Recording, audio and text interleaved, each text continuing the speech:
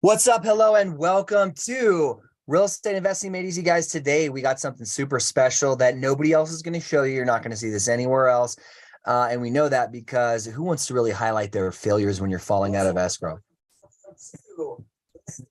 Easy, guys. Today, we got something. I got a feedback. Hold on. All right. So we're going to be talking about canceling contracts, and that's everything that you want to see that nobody's going to show you. So we're going to dive into that. We have 3 specific contracts, I believe, to get into. So is that right, Chris? 3 of them? Let's see. I think technically like 5. Wow. Okay. Two are with one seller. Yeah, guys. So basically, again, as Christian mentioned, everybody loves to the interesting thing is everybody wants to show you the highlight reel of their business, right? Like all the wins, right? Celebrate all the wins, right? Nobody really wants to show the losses, right? And the deals that fall apart, right? And so, people constantly ask me like, hey, I'm in this deal, like, how do I have the conversation with a seller when I need to cancel a contract because there's just no way for me to make it a deal? I did everything I could. So what do I do there, right? So we actually have 5 contracts that we're calling to basically either renegotiate or back out of. And just a caveat too, I mean, that may sound like a lot, but we do get a lot under contract. Most of those are land contracts that we were like, hey, we'll take a swing at it. Maybe these are in good spots, and yeah, nobody's biting. So yeah, that's most of them. And then one of them is a current deal that we got locked up from Privy that we need to renegotiate. So that the aim on that one is actually either a lower cash price, much lower cash price, or seller financing, some type of creative solution. So, but before we get into all that, I do have this closing call that I need to call. I've been working this lead for I don't even know how long, months, so long. And I woke up this morning, I rolled over out of bed, looked at my phone, and I got that text everybody wants to see. Hey, Brad, give me a call at 1, their time, 10 a.m. my time. We're ready to sell. So nice. So you're 3 minutes late. That's what we're going to do. That's okay. We're busy, right? Yeah, I'm ringing.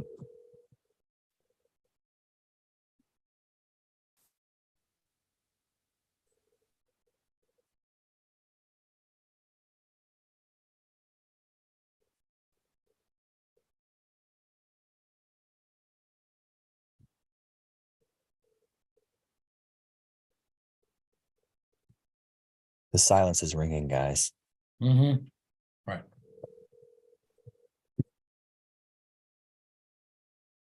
And gals. Please leave your message for 954-857. Chris, I'm on my own live. Sorry, I'd already scheduled it. Got it. Okay, ringing again. He asked me to call, so.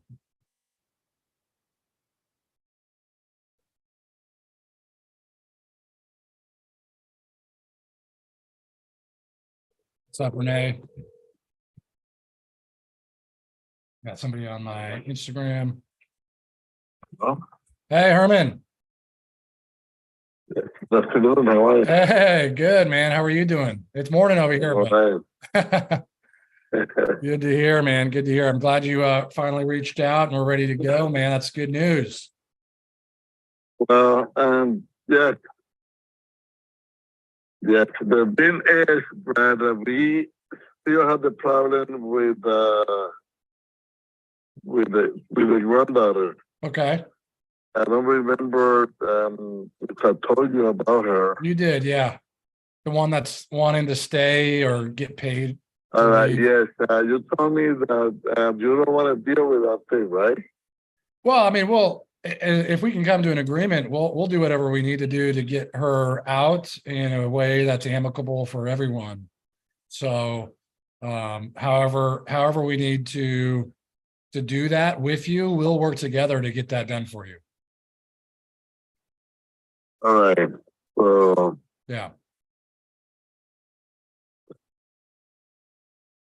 the thing is that she first talked to them, no, not to them, to the auntie, and she said that she was willing to talk about letting show the house and blah, blah, blah, blah, blah. Okay. The thing is that now, I don't know what's going on. She's not answering the phone, she's not answering the text. So these guys, they're just tired. They cannot keep going with the stress. And Yeah. they just want to get rid of the property. Yeah. I know they've been through so much over these last couple of months. The thing is that they don't. Whoever takes over, they have to deal with the people in the house. They don't want to deal with that. Yeah.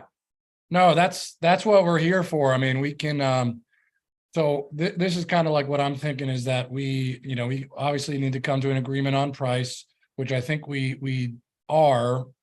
And then what we can do is actually do the work that it's going to take. They don't have to do anything except what's required of them by the state law, and either signing, paperwork or whatever. But we'll do the work to get her out, because technically at this point she's an unauthorized tenant or a squatter, and so we just we'll do the work for them to get her out and get this property sold for them. All right. So, but that gonna cost them some money, or what? How that is gonna work?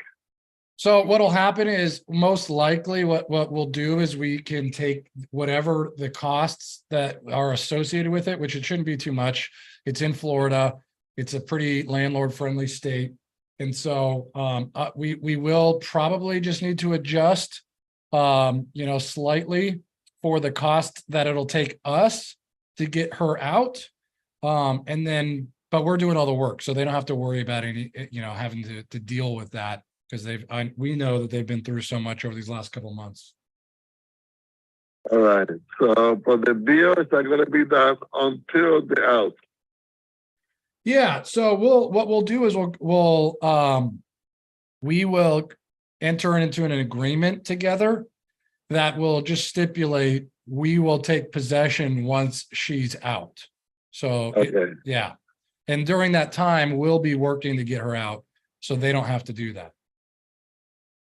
All right, let me talk to them and explain that this what you told me. Okay. And then the offer that you sent me was 380, I think it was. Right? Yeah, I think that's what we landed on last. But again, that may need to be adjusted slightly. Yeah, because of the court fees, so that's all right. Let me talk to them and see what they said. Okay. Okay, great. And then if they want to get on, a call with me and you, we can do a 3-way, but just let me know. Okay. All right. Let me tell them, and I'll let you know. When should I expect another call from you? When should we hop on the phone? There should be a couple of days. Maybe by this weekend we should be ready. By this weekend? Yeah. But this weekend, they may take a decision about this weekend. Okay. Yeah. I talked to his son yesterday, last night, and he said that they need to get rid of, even though everything is paid right now. But they just want to get, they don't want the stress no more. Yeah. No, I understand. There's a lot. She's getting sick already. Yeah. So. Yeah. Let me talk to we'll them. handle it for him. We'll handle all that. I'll let you know. Okay. Okay. Great. Thanks, Herman. All right, Brad. All right. Take care. See you, buddy. Bye-bye. All right. All right. What do you guys think? That was great, man. Like, I think, as far as what you could accomplish on that call, I think there's limitations. What I would say is the only challenge that I think you may have created, and I don't necessarily think it's a bad thing. It just depends, is, hey, we may have to slightly adjust based on getting her out. Right. Like, and it's good to plant that seed, but without any clarity as to what that is, right? And especially knowing that there's multiple sellers that are involved in this transaction, he has to go back and relay that. And now, their immediate question is going to be like, well, what does that mean? Right? Like, how much do we need to adjust? Like, what's the price? Like, we have no certainty, right? And so now, the same way, you leverage that in negotiations to get people on a three-way, and maybe that's a good thing, right? To get them on a three-way. It could also devolve the conversation to a point where now they don't want to proceed any further with you. Whereas if you just go straight for it, like, okay, cool, like get under contract at 380, we know that we can always renegotiate that in escrow. Yeah. And I think it was more of like planting a seed, because at this point, like he obviously came to me. He's not talking to anybody else. I've been working with him for months. Originally, this was listed. So Herman's a realtor. He's related to the owners. The squatter, Mike asked about the situation with the squatter. So to give you guys context, they originally had it listed in the 5s. There's way too much work to be done. Our offer is at was originally like 360. There's a lot of play involved. And so, we're at 380. We were able to come up to like 380, and it still makes sense. And so, they canceled the listing when the daughter actually passed away a couple months ago. And now it's Herman's niece. So the seller's daughter or cousin, or niece as well. I forget. So I forget exactly how it works, but they're all related. And she's kind of, a little crazy. So she's saying that they owe her money and she's not going to leave. And obviously now not answering phone calls and not allowing anybody to show it. And so they're just done. They've been through so much in the last couple of months that, at this point, that's why I was kind of like leaning on, hey, you guys can lean on our expertise and experience in getting the squatter out. And luckily it's in Florida where, it'll be a quick process. They're a landlord friendly state. And so just positioning us as like the authority to allow them to step away from any further headache, work, or stress, and us taking that over for them. And then I know Herman's like reasonable about that, knowing that if we're going to be doing that, there's going to be, court costs associated. Like he said, yeah, of course there's court costs associated. So just kind of planting that. And then later on, we can adjust. And I think we can get under contract, like you said, still at 380 and then adjust for those costs once, because we're not closing until she's out anyway. Yeah. So, I guess the greater question is more, do you think that there's a world in which, without going down that path, we could have gotten a signed contract today, versus him having to take a few days to talk to them about it? I could have told him what he wanted to hear, I guess, like, yeah, we'll do it. We'll take it over. Let's just get into contract now. And, but I think it would have presented challenges for us, like renegotiating, I guess, and that's kind of what I wanted to do, is just trying to like manage expectations for a family that's gone through a lot already. And I know like Herman is like completely on our side with being reasonable about the whole situation. So I know when he goes back, he's going to be fighting for the family to just do it with us and get it locked up. So, yeah.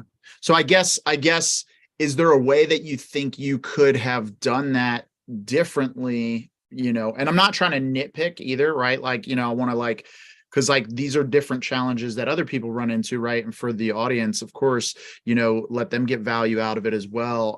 But do you think there's a world in which you might have been able to move more forward with the purchase at 380 and still plant the seed and create a world where there's a better opportunity to get the contract locked up today? Because again, in real estate, 24 hours is a freaking eternity, right? A lot can happen. Yeah. Yeah, I mean, in fact, let's call them back, because I think that what you're talking about, we can do on another call. And so here's my thought. I call back and I say, hey, Herman, stay with that. Like 24 hours, 48 hours is an eternity. Obviously, we're good at 380, and I know they are too, minus whatever costs are going to be associated. So what I can do is send you over the agreement, and when you talk to your cousin or your brother, or whoever, I think it's his brother, you can have that in hand for them to then sign, and we can get the ball rolling on this thing. Exactly. That's exactly what I'm talking about, right? So yes, I think you're spot on. Is like, hey, we're good at that 380, and of course you already know the other things that may come up, and we'll certainly be in direct communication with you guys that whole way. But here's the agreement to move forward. So as soon as you talk to them and let them know that we're good to go, share the good news with them. Right? Like, hey, as soon as you talk to them and share the good news with them that we're good to go and move forward at this number, then you guys can just take care of it and just send it back to us. Yeah. Okay. All right. Give me 1 second. I'm gonna call them right back. Cool. Great feedback. And we can also put an expiration date on when we send that through PandaDoc. Oh, Hey, Herman. yes. Hey, what's up, buddy? Hey, I was just talking with my partner about this deal. So I wanted to kind of give you good news and see, what we could do. When we were talking about this, I know it's been, a couple months, going. And so even in this next like 24 to 48 hours, like that's an eternity in real estate, like, as being an agent. So what I think is the best course of action, and you tell me what you think, but I think we're good to go at 380. And so what I wanted to do is send you over the agreement for 380, so that when you go and talk to your brother or your sister, and or your aunt, I think I can't remember exactly. Your aunt, right? Okay. So when you go and talk to your aunt, you can have the agreement in hand, so that you guys can just move forward with it once you talk to them. But at least you'll have that there, so it's not just kind of like an idea. It's actually like something that we can move forward with. But I think we got good news here, because we can definitely move forward at 380, and then adjust based on the costs later on. Obviously, there's going to be court costs and things like that. So, yeah, just wanted to give you the good news and, see what you thought. Right. Yeah, they made, yes. I remember I told it already about a 380, but they want to know what you decided about the guys staying in the house. Yeah. If you want to work with that, I told him no, but now I'm going to tell him now it's 380. Now it's whatever cost it takes to move these guys out. And you already told them? No, I haven't talked to them yet. Oh, okay, yeah, that's what you're going to say, yeah, right. And no, I think obviously, I think we're all in understanding and agreement. So I just wanted to let you know, so you could give your aunt the good news, and in the same way, at that same time, have the agreement ready for her to move forward with. All right, no problem. Okay, and let me just confirm too, because on the property record I have for this property is a Ramon Dominic. Dominic. And Vanessa. Yes. Okay, how do you spell Vanessa? Is it Vanessa? Yeah. Okay, and the last name is, how do you spell that? Dominic is Domenech. Okay, gotcha. So Ramon, and those are the only two on title. That's only two, yeah. Okay, Ramon and Vanessa. All right. And do you know their email addresses that I'd be able to send? No, I don't have the emails. No. Okay. Just send it to me, and I'll just send it to them. Okay. Yeah, I have yours. I have yours. GP, my realtor. Yeah, Email. send it to me, and then I'll present it to them. Because there's about 2 more people that they already talked to me about a property, and they want to listen to every offer. So Yeah. they were okay. Okay, gotcha. Yeah, I mean, our goal here is honestly just to obviously to buy the property, but also to help your aunt. And I know they've been through a lot. Me and you have been in contact for. I mean, do you remember when the first time we spoke? I know it's been at least end of last year. It's been a long time.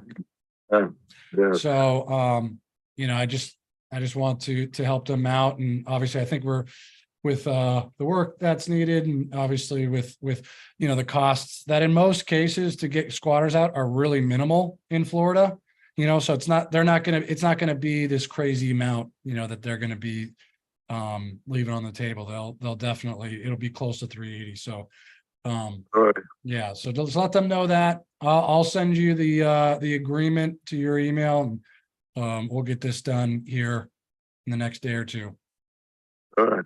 All right, Brian. All right, awesome. Thank And too, when I talk to my partners, there may be a world in which we just cover the costs, so let them know that too. All right. Okay. All right. Thanks, Herman. Thank you. All right, we'll talk soon. Thank you. Bye-bye.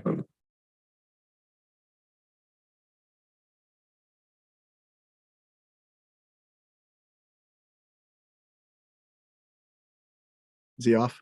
Yeah. All right. So, takeaways.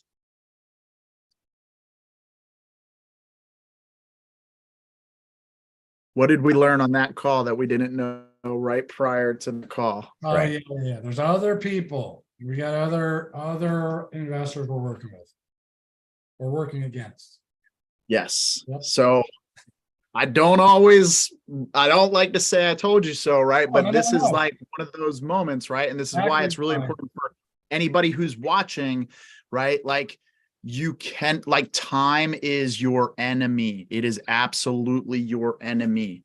Like as much as you could be like freaking bros hanging out on a boat, like having beers, having lunch. At the end of the day, right? Like for sellers, 99% of the time, like if somebody comes waving a few bucks more and you don't have a contract, like sometimes you could have a contract and somebody calls them after you've already had a signed contract and they waive a few bucks more and then they sign a second contract, right? That's happened to me. So, it's very, very important for everybody watching is make sure that you like go in for the contract, like as soon as possible. If you came to a number that they want to come to, even if there is the squatter issue, getting contract, you can renegotiate that out. And, we could probably move forward because we know like most squatter situations, it's not going to cost that much, right? For the most part, especially in a landlord friendly state, where like if it's California, it could cost you $50,000. I've seen people spend $25,000 getting squatters out, right? Like, but it's not California, it's Florida, right? What's that? Yeah, and it takes like 9 months to a year. Yeah, exactly. Florida is a lot easier. So like, what I would say is, in this same situation in the future, come to the number like, hey, what's up? We're good to go at 380. Like, got good news for you. But also like, even when you're coming with that good news, when you're coming with the good news, it's like, hey, just wanted to confirm, that nothing's changed since our last conversation when you told me that like, hey, if we could get it to 380, that they would move forward with the agreement, correct? Yeah, nothing's changed. Okay, got it. So assuming we can get that number, we're good to go and move forward with that today? Yes. Awesome. Well, I wanted to share the good news with you. I really went to bat for you. I had to fight with my, renovation team. They thought the renovations were going to be a lot more, and with realtor commissions and everything, but we've got an agent that owes me a few favors, blah, blah, blah. Like good news is we're able to get up to that number. So where do I send the agreement to move forward? and just like straight for the jugular. Oh, And then after it's signed, it's like, hey, like, or once they commit to signing, right? Okay, awesome. I'm really excited. And, I'll keep you in the loop as far as the process goes with regards to the squatter and what all it's going to take for all of us to get them out. We'll handle the process, and we'll just keep you, keep an open line of communication with you the whole way through. Make sure you guys know exactly what's going on. And if there's any court stuff that we have to deal with, we'll handle that, but we'll keep you in the loop. And you're just like planting the seed subtly. Otherwise, because just know these other two buyers, they're not going to they're going to be like, my number's this. And they're not going to bring that up because they're going to get under contract and then they know they can negotiate after the fact. Right. So, but it was good that we called him back because now we found out that there's two other freaking buyers that we're now up against. Right. So, Yeah. We'll see what happens. Yeah. Also, so Zero to Deal put a comment. He said, isn't that record the contract to prevent signing another deal? So Zero to Deal. So there's a couple different things, right? A contract itself, it's not recorded with the county, right? So when you go through and you close the transaction, that contract gets recorded and everything, right? What you're referring to is a memorandum, right? Once you have a contract signed, you can file a memorandum of purchase and sale agreement with the county to record the fact that you have an interest in purchasing that property. And so if anybody tries to move forward, it doesn't prevent somebody from signing another contract. They could sign 100 other contracts. What it does prevent is when that other contract tries to move forward with title, escrow, go all the way to the closing table, they're going to come to a hard stop and be like, wait a second, there's a memorandum filed against this that so-and-so has an equitable interest in this deal. And so now it's impossible for us to close this transaction until so-and-so removes that. And, there's going to be a cost incurred there. So either you can do one of two things. You can basically tell this other party that's moving forward. And if they get to that point and you're getting ghosted, then what I would recommend is just say, hey, if you want that deal, pay me a fee, right? And I'll remove that memorandum. And, it's obviously got to be reasonable. But, you can go that route. Or you can just say, no, absolutely not. I'm not removing this memorandum. I fully intend to move forward with the purchase and sale agreement. And then you can also take them to court over it and, have an attorney go and say, hey, we're forcing you to perform, right? Like, we have a contract in place. And so you need to perform. We fully intend to perform. So we're going to continue to move forward. If you do not want to move forward, then you're in breach of contract, and we'll handle it accordingly in the court of law. So yeah, appreciate the question, Zero to Deal.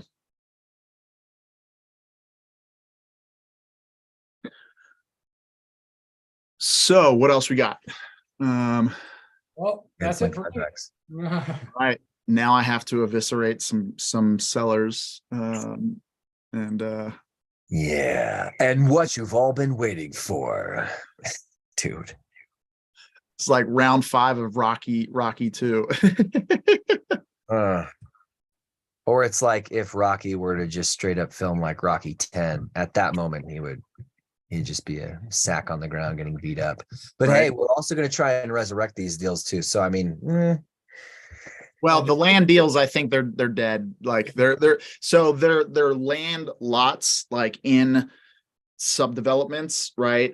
With houses around them. And so they're already pretty low price. Like the one we have under contract for like $3,600. The other one two of them we have for like $6,000.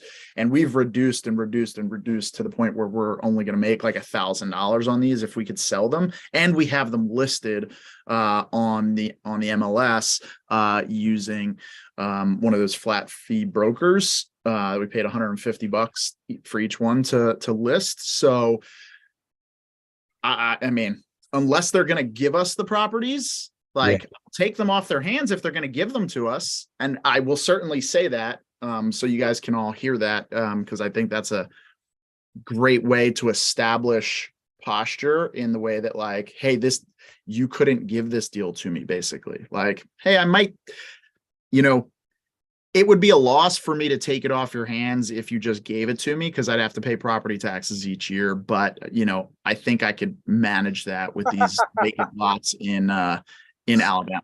You're funny.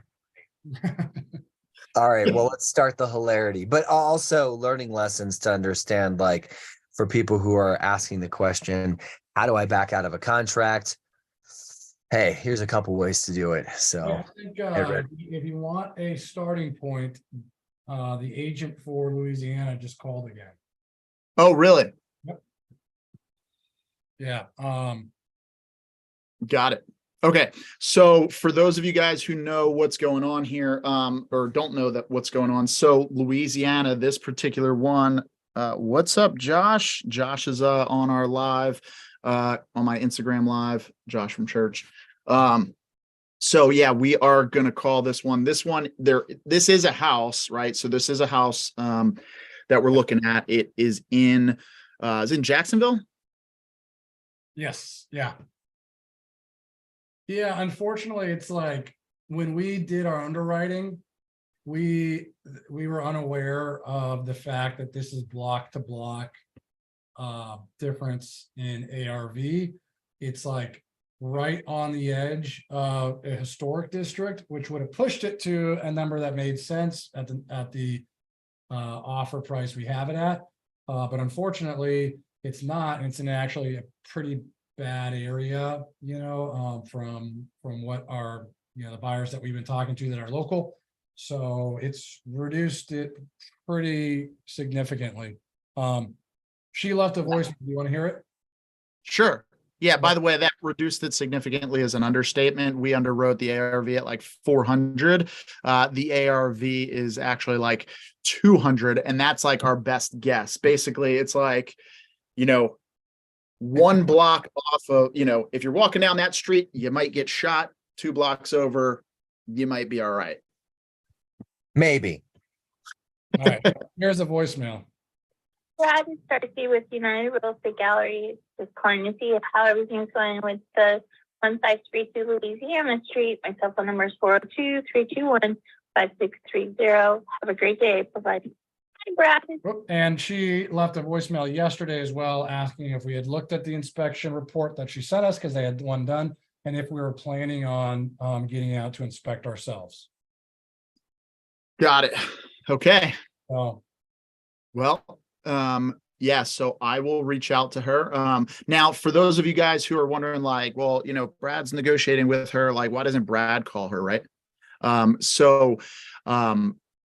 We have like a whole assembly line process, right? And, sometimes it makes sense for Brad to reach out, right? Because he's the one negotiating with them. He's in the conversations with them, handling everything with them, right? Sometimes that's the way you want to do it, right? Because you have that high rapport. Other times you might want to have somebody else come in and be essentially the harbinger of death, as I like to call it, and rip the rug out from under them, because you want to maintain, you want your acquisitions manager to maintain a high level rapport, especially with like an agent like that, right?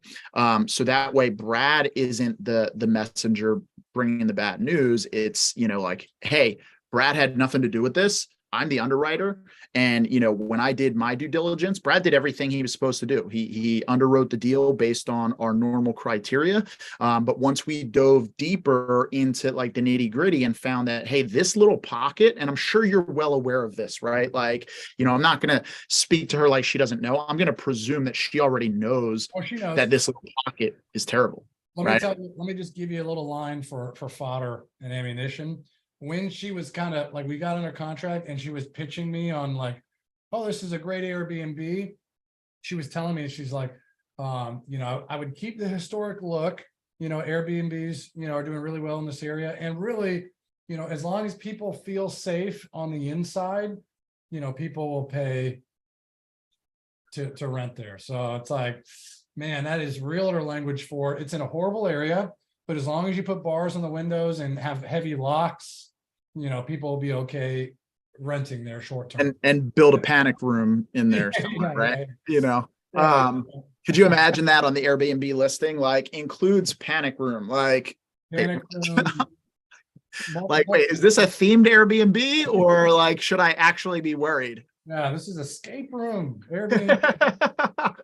One thing that me and the dispositions manager Luis noticed was that all of the houses you couldn't tell, like unless you zoomed in on them, all the houses have bars on the windows, but the interesting thing is the bars are inside the windows. I've never seen anything like that. I'm like, what is going on here? This is so weird. So all right, so let's give so her name's Darcy, right? Who's Darcy? Yeah, she is a sweetheart. So Okay. yeah, be nice. All right, so I'm gonna go ahead and reach out to her right now. So let's swing the axe. What are we trying to get down to? What's our negotiation number? 3. We're at 150. We got to be at like 50. Right. Really? We need like $100,000 discount? Let me see here real quick. Yeah, I mean, I wasn't joking when I said that yesterday. Matt, our underwriter, did it again. We need to be down about 55K for a $35 square foot rehab. So, Oh boy. Rehab that could at $35 a square foot. Yeah. or I'm sorry, I'm tuning in. Lot for a lot. No.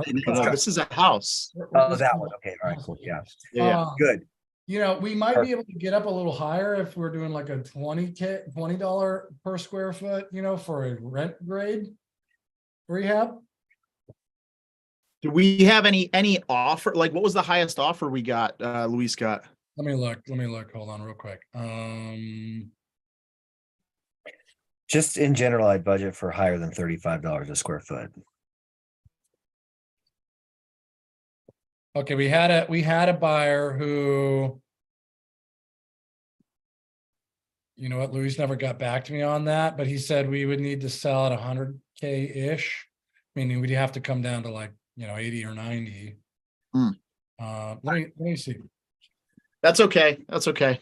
I'm just gonna go with my favorite line of like, yeah, like I know you're not gonna like this, so we're probably, you know, I don't want to offend you guys, you know, but our number is probably gonna have 2 numbers in front of the comma. So you know, I don't think that I doubt your sellers are going to entertain that. So, you know, it's probably better that we just part ways. And, you know, and the goal here for those of you guys who are watching is I want to push them as far away as possible and let them push back into me, right? Like if you try to just negotiate down that far, like sometimes it just comes across bad and it creates a rough interaction, you know, so you're almost better off like throwing them away and letting them paddle back to shore, you know? Yeah, I think the idea here to keep in mind if you're new, because a lot of people who are newer, everyone's experienced this on this call. Okay, at some point. Me, it was 15 years ago. Chris, it was like 5 years ago. Brad, it was 2 years ago. At some point, right? We all feel it. I don't want to let go of this deal, though. I don't want to push them way too far because it's a deal. I can make it work. The numbers I can make, no. Push them away. And if it was meant to be, they'll come back to you. Yeah, it's the boomerang effect. Throw it away. And if it was supposed to happen, they're going to come back to you. Or if they're open to negotiation, they're going to come back to you and tell you. Mm-hmm. Right. Also, well, in this renegotiation, I would say not only are we trying to get a lower price, but we can also pivot to a novation or seller finance. So. Got it. Okay. All right. I'll leave that on the table for sure. Yeah. Whatever we can do. By the way, let's see. How long has this been listed? Since January. Okay, cool. And they started at 185. Wow, they only dropped at 10K in that time. Interesting. Is there a mortgage on this? Let me see. I'm pulling up the property radar. Oh, it's owned free and clear. All right. Cool. All right, I'm gonna call right now. Yeah, let's do it. Daniel Quijano is on my IG. Nice. What's up, bro?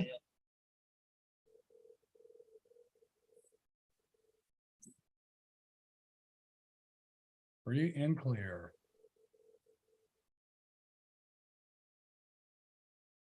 silences the ringing.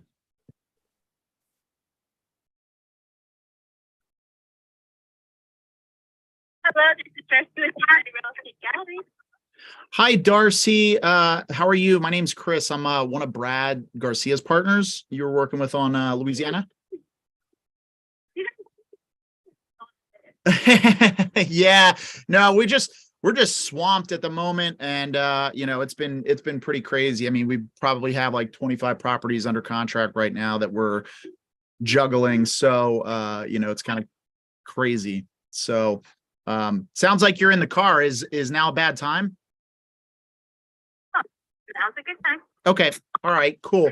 So yeah, I'm one of the underwriters here and one of the managers that basically does the deeper dive on properties, you know, once we have them kind of locked up and everything, and see where we're at and, you know, what we need to do. I know you and Brad have been working on this for a little while now.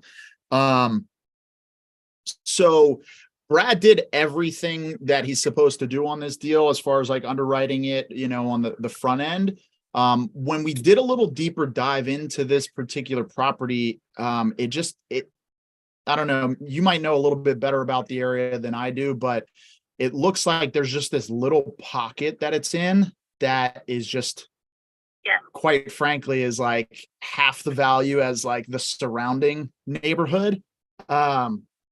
You know, so there's not like a lot of movement, and just the value doesn't seem there. I mean, am I wrong about that? Is there something I'm missing that I just don't know about the property or that street? I think it's just one of those unique little spots in town, and it's within 8 blocks from the main street. So there is value there. The bigger value is that it's a huge lot. So there's a potential to build potentially on the other half. Got it. Okay. That's where the greater. Yeah, totally. And I think, you know, a few years ago, like right before COVID, you know, you'd be spot on with that, you know, because construction costs were definitely a lot lower. You know, I mean, everything has shot up. You know, we've pretty much, I mean, we're not seeing a whole lot of construction going on, you know, for new builds. I mean, we're seeing All over the place. We have it everywhere. Yeah, I mean, there's certain situations where you're already like deep into the process, and you know, it's like either you cut bait and run and lose. But I mean, we're seeing numbers, you know, in the 250 a square foot range for building, which, you know, I don't think would give us a return on this particular deal, at least at the price that they're at. It's not our general practice to, like, when we generally lock properties up, we usually know where we need to be, but every once in a while you've got these like little nooks that just, you know, throw a monkey wrench into that scenario. I don't want to be offensive to your seller. I don't think that they're going to like the number that we actually would need to be at on something like this. One question, I'll know for sure. I'm sorry, say that again. Below what he paid for it. I said, if the number is below what he paid for it, I know it's a no-go. How's that? Got it. Yeah. What did he? Personally. What did he end up paying for it? I want to say he paid $99. Got it. Did he? So okay, maybe something's not showing in Zillow. It looks like. Went through a wholesaler. Well, he went through a wholesaler, so I had to pay vendors. Oh, got it. So he paid. Yeah. Okay. Yeah. I mean, I think. I mean, I like the property. I mean, like, I think it's got good bones to it. Yeah. It's a unique little piece. That's all. Yeah. And I just gotta find the right buyer. But Absolutely is. So yeah, I mean, it sounds like you've probably had this conversation with somebody before, you know, with the, you know, he's not going to sell it for less than what he paid for it. Sorry, what was that? I've had this conversation at least 8 times now. 8 times. Oh, wow. Okay. Got it. So this doesn't really come as a shock to you that it's. No. Got it. Okay. All right. Well, I appreciate your honesty there. I mean, The only thing that I would say, it looks like he doesn't have a mortgage on this, right? He owns it outright? Okay. Sit out. I mean, there could possibly be a world in which we might be able to get a better number. I mean, what I was going to say is like, yeah, I mean, 90 or 98 or whatever it was. I mean, we're looking at, it would certainly be lower than that for a cash number just because of, the market. I mean, what we came up with is an ARV on it would probably be closer to like 200. And even that we're taking a guess at. So with what we would do to it, it would definitely need to be below $100,000. Alternatively, if he's like absolutely adamant about selling and he wants to get a little more for it, the only, one of the options that might be possible is if he would be open to some sort of seller carry on it, where we could do like, we'd certainly get you. I'm sorry, what was that? He's not at this point. He just wants to sell it and be done at this moment. Got it. Okay. Yeah, no, that makes sense. Okay. Well, yeah. Binder? I'm sorry, what was that? I haven't gotten a receipt. I said, did you guys turn the binder into your title company? I'll have to check with my team. I'm not really involved in that. I just underwrite the deals, at a higher level once we have them under contract. So I can check with my team and we can get back to you. I am curious though, if it's going to take him another 3+ months to sell it, I mean, like what's his, plan, or what if he doesn't get more than what he paid for it? I mean, is he just going to sit on it? He's probably gonna do some repairs and get it rented out. Got it. Okay. That makes sense. Then he can, I mean, if he's really looking to just cut bait and run, I mean, would he consider just selling it at what he got it for? No. Okay. Got it. he always likes to get a little bit of the meat off the bone for himself, Yeah, totally. I get that. It just sounds like he picked up an already stripped chicken wing, there's not really meat there. So, honestly, in the end, it all depends on who comes in. Because if we get the buyer that wants to fix it up and Airbnb it out, they're going to make a lot of money because it's so close to the historical district, but it doesn't have the requirement of a historical district. Yeah, I mean, and they're going to still be able to make money. Yeah, I mean, Where, you might not be wrong about that. I just know, like, people are going to look at the fact that every house on the street has bars inside the windows, so it might start out good, but I don't think it's going to really generate, I mean, we do Airbnbs. You would be surprised. There are some Airbnbs in here in town I can't believe are making the money they are, and they're in crazy neighborhoods. Yeah, on that street. On that street, there's no Airbnb that I know of because it's such a small street. It's that dead end road right there. Yeah, got it. And that's a housing project at the end of the street, right? On across the street at the very end. Yeah, got it. Okay. All right. Well, I don't want to, again, I didn't want to, my goal is not to insult your seller or you. I mean, I know you're doing your job and you're doing everything you can. And We're meeting them so that if it was time to cut bait, I haven't heard anything on anybody coming in and doing inspect. I'm like, I haven't heard an inspection. Let me keep asking. Yeah, certainly. All right. Well, yeah, I mean, what I'll do, I'll get with the team, but I think, at this point, it's probably best for us to part ways on this particular transaction. It's just I just don't have a lot of confidence. Say that again. Okay. It's just business. That's okay. Awesome. Well, I appreciate your approach. I mean, if every agent was as pleasant to deal with as you, then our jobs would be a lot easier. So I really appreciate you know, your understanding and everything. Oh yeah, it's not personal to me. It's what I have. I got to deal with. Yeah, totally. Absolutely.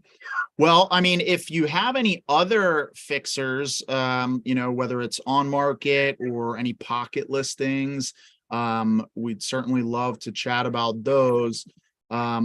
Additionally, if you ever run into anybody who's got like no equity or negative equity and they would have to write a check to sell their house, that's something we specialize in, like pre-foreclosure situations with no equity. So, And then just don't have my, yeah. I'm sorry, you're kind of cutting out, so it's hard to follow everything. Okay.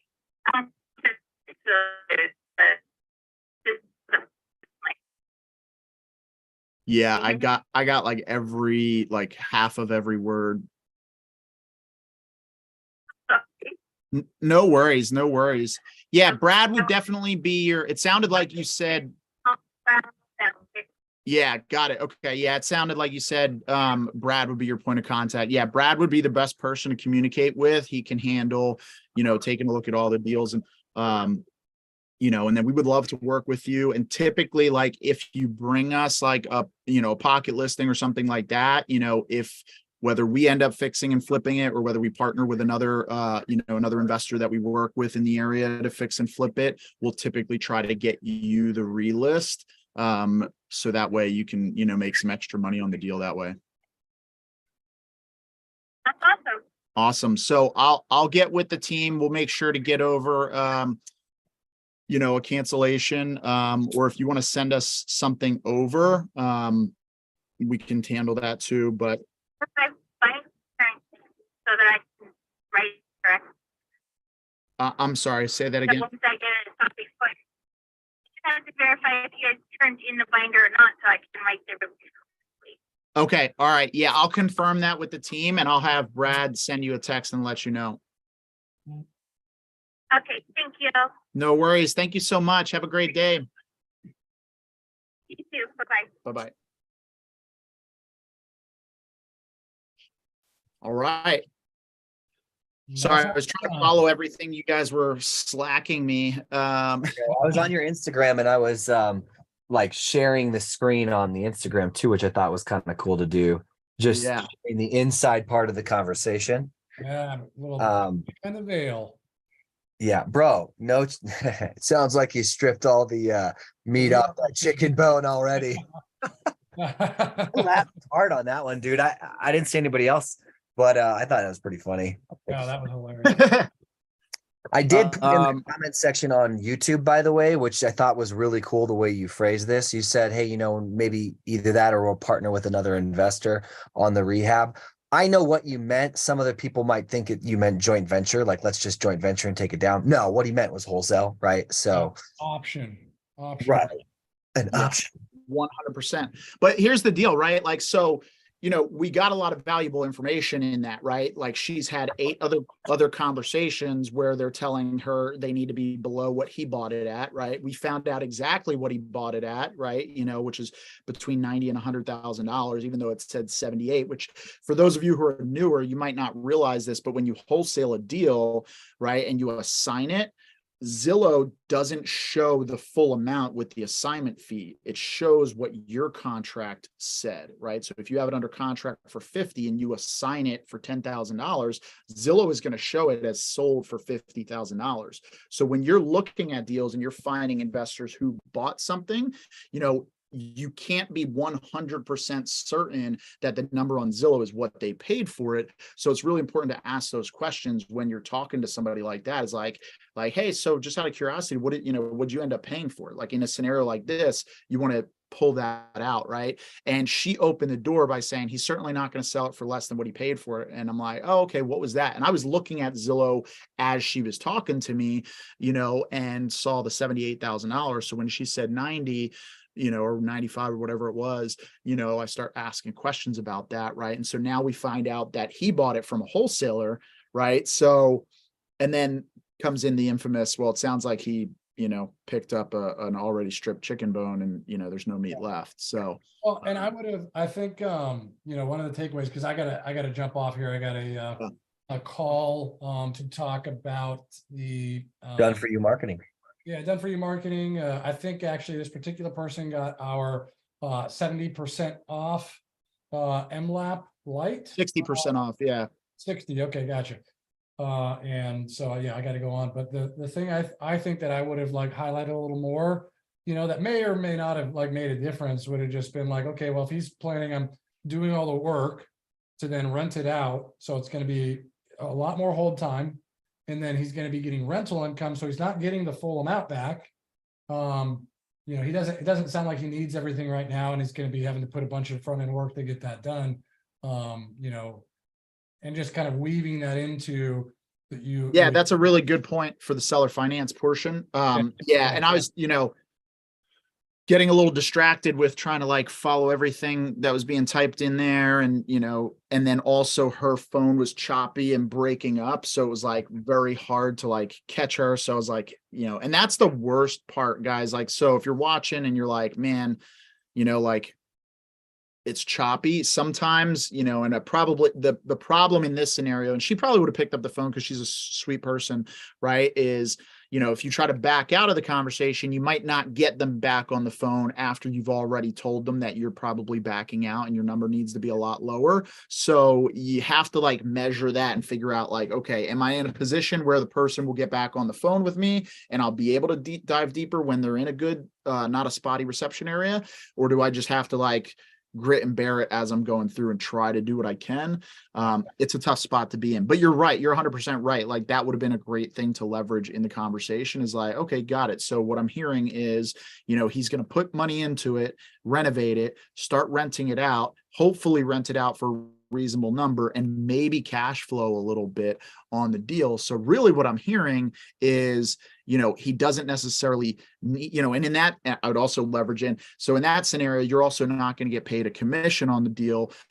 So it really sounds like he doesn't necessarily need the money up front. He's actually willing to put out more money and also not get you paid. So I'm just curious if there was a world in which you could get paid a commission and him cash flow without having to put extra money into the deal. Yeah. Help me understand why he would be opposed to that. Yeah. And maybe I talked to her about that on my call. I think because either way, whether or not I was going to talk to her or not, I still want to maintain the relationship. That's the whole point of you getting on the phone call. So I was always going to call back and apologize and say, hey, my hands were tied, underwriters like would not let us move forward with this. I fought for it. And, obviously it didn't work, but Chris did mention something, pretty interesting to me, is that he'd hold it and rent it, and, but he's not open to seller financing, and then leverage everything that you just said in my call with her, because that's a really good point to bring up and just highlight, even though she may already know that, just bringing that to light. Because, hey, you've had this listing since January, 5 months of work, calls, showings, open houses, walkthroughs, and you're not going to get paid a dime if he keeps it and rents it. And eight investors saying the exact same thing. Yeah.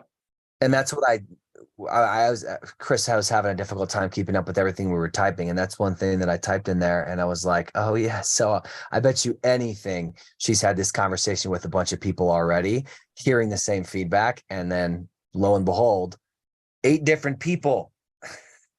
Yeah. No wonder. All right, guys, I got a minute to go, so I got to hop off. No worries, Brad. When you call back, don't apologize. I would just use the phrase like, hey, hey, Darcy. So, I heard Chris gave you the bad news. I just wanted to follow up and just, button up some last things here, get you over whatever you needed.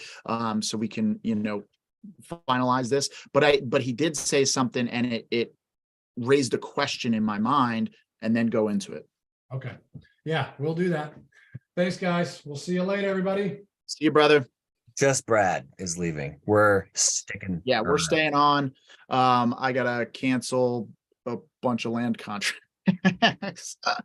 We're about to cancel some contracts, everyone. And For those of you just popping on, because I see on YouTube we have a couple newer people on.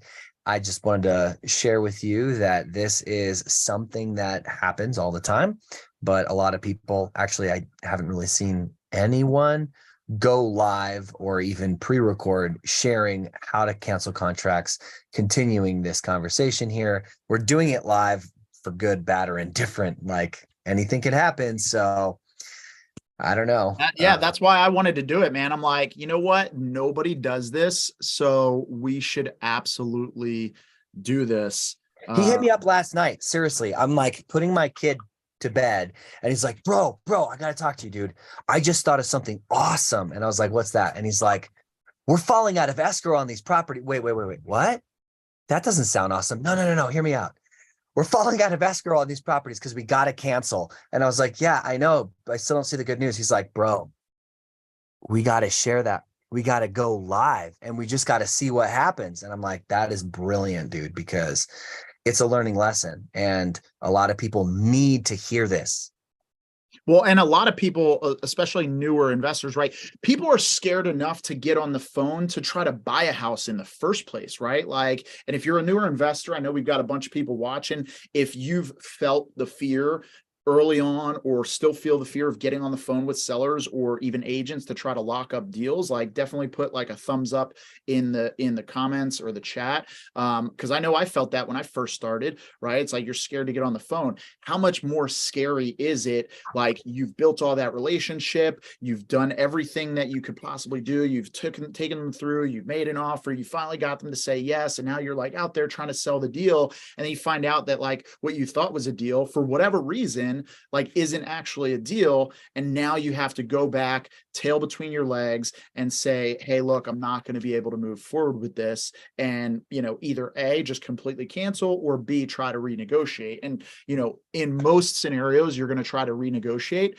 but that's even harder for people because, you know, it requires falling on the sword, and you have to do that in a way that is graceful. And it takes a lot of time to really get dialed in on that, you know, and I've been fortunate enough to have, you know, be doing sales for 25 years. So this is not the first time I've had to have these types of conversations. As a matter of fact, I even went to do one of the roles that I was in was as I was selling windows and siding for a company on the East Coast, Power Home Remodeling Group. I actually would go out anytime there was somebody that canceled an agreement that another salesman sold. My job was to go in and save it. And so I would go in, talk to them, and you'd be shocked at like all the different reasons people cancel. Sometimes people cancel because the salesperson didn't listen to a thing that they told them and just rammed something down their throat that they actually didn't want. Like I had one deal where I went out, it was a $10,000 renovation cost, and they canceled. And when I got there and I talked to them, I found out that they didn't want to spend $10,000. They wanted to spend $100,000. So we canceled the $10,000 contract, and then I sold them $100,000 worth of renovations, and I made like 5 to 10 grand. Actually, no, I made think like 15 to 18 grand on that particular deal. So it's just funny, like all the different reasons that people cancel, you know, and just know you can leverage that to get a better deal. You know, but there's ways that you can go about doing it and maintain a high level of rapport. So I'm gonna I love that story, dude. Not expensive enough. Yeah, I must spend more money. Oh goodness. What do I look like, a peasant? I don't want to spend $10,000 on my home. Yeah, the only Give me the $100,000 package. There's not enough zeros before that comma. What he said about he felt the same fear that many do about getting on the phone first with agents is after the 23, 4, 5 years of sales experience. So yes, you know, just to be clear, and now that's not a struggle. So let's get on and get yelled at. Yes. Let's see. Who do we want to call first? Whose day do we want to ruin? Yeah, let's ruin this person's day because they have Hopefully not. two lots that we had under contract. So guys, we, you know, land is definitely not like our forte, but hey, we're generating leads. We're spending a lot of money on generating leads and getting leads in. And so our whole motto is like monetize what you got, right? Like, so That's how we stumbled across mobile homes and created a really cool strategy around it too, actually. Bro, we're killing mobile homes. We're making, if you guys want to learn how to make $175,000 on a $50,000 mobile home, hit us up. Because we're going to put out content around that too, because nobody's doing what we're doing with that. So, all right, let's go ahead and hit these up. And if anybody wants some land deals, hit me up before I make this dial, because we got a lot. I prefer not to cancel these. All right, so let's see here. George. Mike Lopez put in the comment, what is the usual inspection time y'all do? So if it's a single family property, generally we're going to do a 15-day, but the way our contract is written, if it's a cash offer, the way our contract is written, it says buyer shall have up to 15 days from the mutual execution of this agreement or from the time the property is vacated. And that actually gives you a lot more time, especially if it's owner occupied or even tenant occupied. We've actually closed transactions where technically our inspection period still hadn't ended beyond the closing date because of that little verbiage there, which is gold. So yeah, that's what we do. Now on land deals, right? What we do is we do a 90-day close of escrow and a 45-day inspection period. So because it's not our wheelhouse. So, we're really just throwing it at the wall and seeing what we can make happen and, figuring it out, and for those of you guys who are like, man, I don't know what I'm doing. Like sometimes you just got to throw stuff at the wall and figure it out, and try it, and fail forward and, create problems so that you can find solutions. Right. So, all right. So I'm going to call this person and we'll see what happens. Good luck.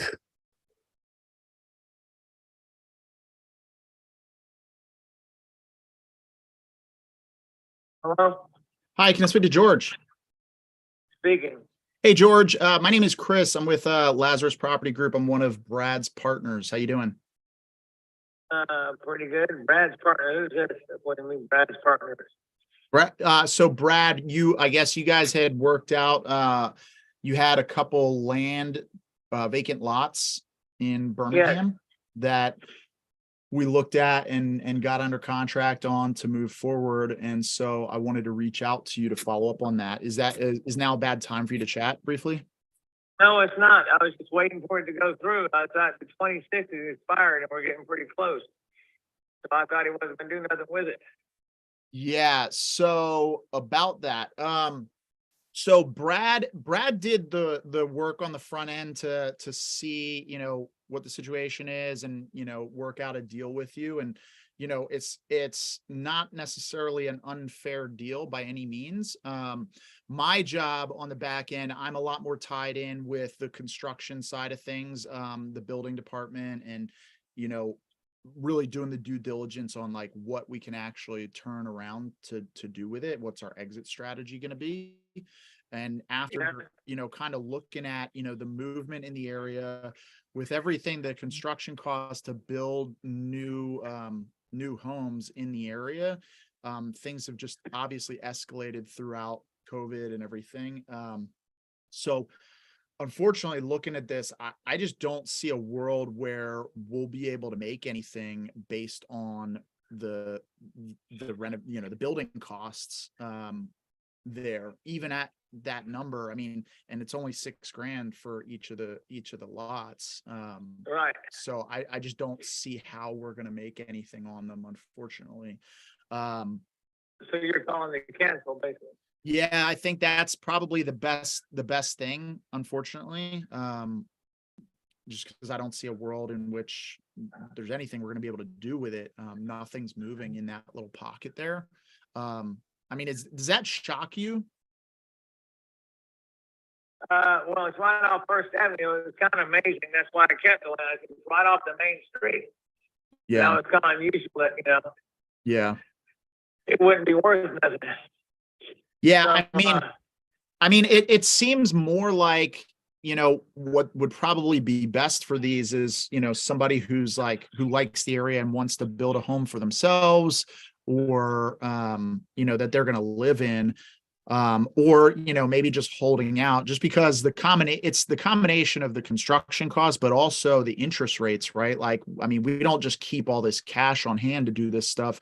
We have to bring in lenders. And so, when we're paying, it's like, for construction, I mean, you're talking double-digit interest rates for new build construction, because it's high risk. So, it just escalates the cost to build everything, and then you're left with nothing. And then in that scenario, the only people making money are the banks and, and the builder, the person actually swinging the hammer. So I don't really know what other options we would have in this. How long have you owned these lots? I owned it for like easy 20 years. 20 years. Holy Like I said, my Aunt Martha passed away. Actually, it's been in my family for over 50 years. Oh, wow. My aunt, and one half is on commercial, and the other is like not. They used to have a store on that corner lot. You're talking about the old days, Yeah. back when families used to live together. Yep. They own 3 houses on that area, but they're all sold now. So instead of throwing it away, I thought I'd just, keep it for a while and see what happened. Yeah. But it looks like I can only just give it away for a tax deduction. Yeah. I mean, that's certainly one way to do it. I mean, is that something you're even considering? Yeah, well, I'm starting to consider that at this time because I live out of state, and both my brothers who live over there are getting pretty old. They can't help me take care of the lot. It's just a pain in the butt to maintain. Got it. Living out of state. Yeah. Where do you live? So I was figuring the only way I can get anything is I live in Virginia. Oh, okay. The only way I can make anything out of it is a tax write-off. Got Since it. you can carry it over for 5 years. Yeah. I gotcha. I mean, alternatively, if it doesn't sound like this is like a rush type of scenario, and maybe you're just gonna end up, giving them away, for a tax deduction at some point. I mean, I don't know if you have like somebody or a particular group that you would just do that with already in mind. I mean, if you get to that point, certainly reach out to us, and maybe there's something we can do. Alternatively, I mean, like, what's reasonably? What should y'all do? That's what I'm wondering. That's a great question, and I mean, there's not really a lot of room there, right? It's like somewhere between zero and 6,000, right? So, honestly, I'm not 100% sure, man. I could try to. Well, I'm debating to take 6,000 for both lots, or 7,000. Well, I like to get actually 10 for both lots. And that's what I'm going to advertise it for, since y'all fell through. Yeah. 10,000 for both lots. And if I can't get rid of it then, I'm going to donate it. Got it. Okay. Who would you donate it to? There's a church down there. Oh, okay. Then I may have my brother go down to the courthouse steps where anybody don't pay their taxes, they auction land off, or back taxes. And I just go there and just auction mine off without back taxes. Oh, okay. That's not a bad idea. That might work for you. I'm hoping, somebody comes along for 10 grand or just makes me a decent offer that I can just get rid of it. Yeah, I gotcha. So if y'all come up with a figure, run it by me. Okay. Yeah. Let me talk to the team. I mean, I don't know that there's necessarily a number. I am curious, is there a world in which you might just take like some monthly payments on it? If that was something that would make more sense? Monthly payments for what's the total y'all willing to take monthly payments on? Honestly, I have no idea. I'm just spitballing at this point, because again, they're only $6,000 lots, so I don't know that there's a number that even works for us. But I figured since we're talking and you're kind of open to the conversation, I might ask. Yeah, I guess monthly payments is good enough as long as it's not like over 3 years. I mean, shoot, that's ridiculous for something that cheap. Yeah, seriously. Okay. Got it. So yeah, monthly payment no more than 3 years. I mean, Yeah. I mean, if you were to donate it, what kind of tax write-off do you expecting to get? well, they'll donate 10,000 to my tax write-off. I already looked into it, but I could probably only carry it over for 5 years, and I probably won't get the full 10 grand back. Oh, So you can only carry it over 5 years. I'm a retired vet, so I live on a secure income, Mm, so I don't pay that much taxes. got it. Okay. So what do you think it would ultimately end up for you at that point? I don't know. I'm no mathematician. I hear that. Okay. Well, yeah, let me get with the team. I mean, I think if it was like, I don't know, I don't want to insult you, but I mean, you've had it for 20 years. I don't know what we can do with it really. I mean, if it was like, $1,000 or $2,000. I've been here for 20 years, and it's been in our family for God knows how long. Yeah. But, if you come with something with partner, like I said, I have to get 10,000 for both lots. I mean, that'd be somewhere close to my taxes, and I carry it over for 5 years. My wife does work, and she gets taxes, and we're married, so.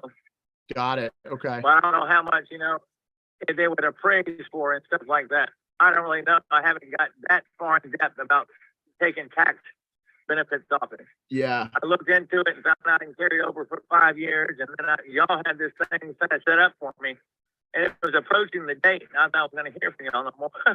Yeah. Yeah. I mean, we never want to leave anybody. Yeah, we never want to leave anybody completely hanging like in the lurch or anything like that. So we've been doing our due diligence. I mean, we've been trying to look at this 100 different ways to see how we could make it work. And just, every turn, it was just like, man, it's, we're just running into dead ends. So yeah, I mean, how long do you think it would take to get some type of proposal together for me?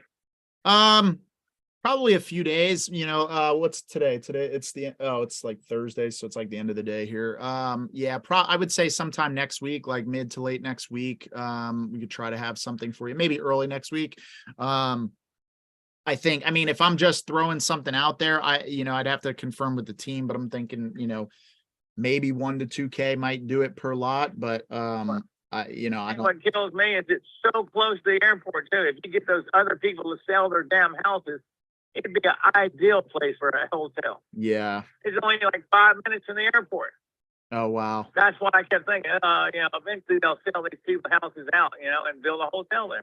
Yeah, I mean, it is right there. You're not wrong about that, right? I know. That's why I wanted to keep it for investment, But, after so many years waiting, those people over there are pretty low income. And it's like their house is their house. They don't want you. Yeah, exactly. And there's a bunch of lots as well, and quite frankly, I mean, I'll just be straight up with you. I'm having this exact same conversation. We got another lot right around the corner up on 75th or 76th Street. Let me see. 70. There's 2 other lots on my street. The houses were bulldozed down, the empty lots. Got it. Yeah, 76th Street. We had a lot under contract as well, and I'm having to have that same conversation with them because, again, we wanted to see what we could do, and we thought there was something that we could make happen there, but there's just nothing moving over there. So, like I said, if you get other people to I forgot what they call it, and then you get a damn hotel contract in there, y'all be in business. Yeah. If you have a big spot and rezone.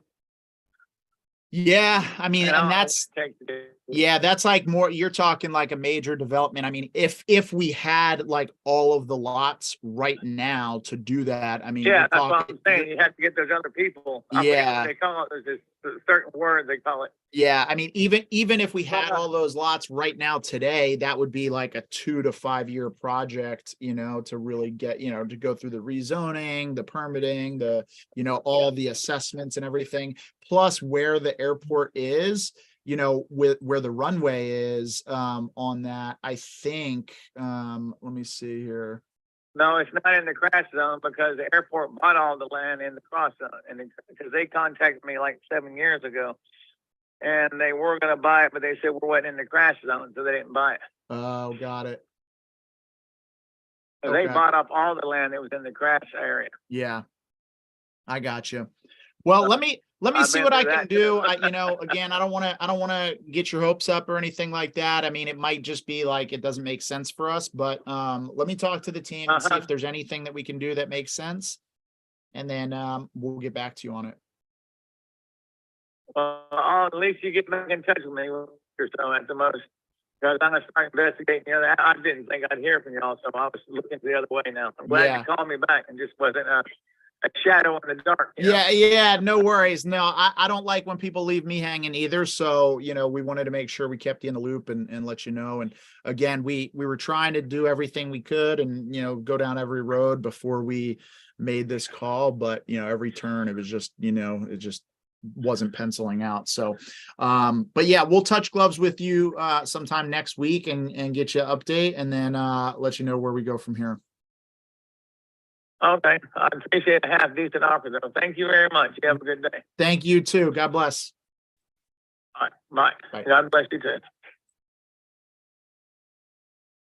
All right, guys. So that was, we got some more information. And so like the guy's had this property forever. It's been in his family forever. So, maybe there's a world in which we get it for lower. He's talking about 10K. That's only a $2,000 reduction on the 2 lots. That's not really going to do anything for us.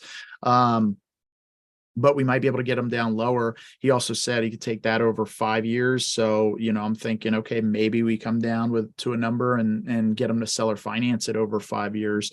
And maybe it makes sense, but, again, land is not our forte. So I'll have to talk to some people that know a lot more than me about land and see what their thoughts are. And if there's any scenario where this makes sense. But we'll keep you guys in the loop on this one. So that's 3 down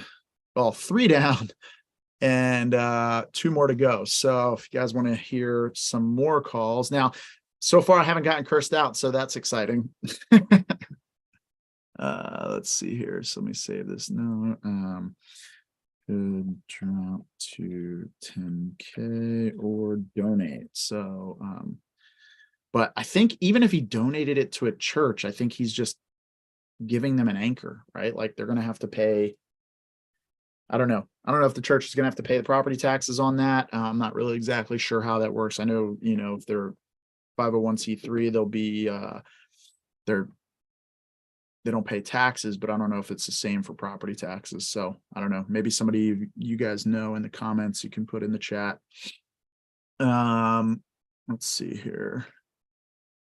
Possibly solar carry.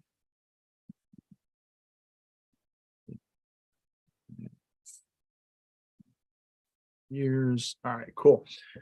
So yeah, we'll relook at this. We'll talk to a couple other land experts and see if they have any other better ideas. So all right, let's call this next person. Let me just move this into another status.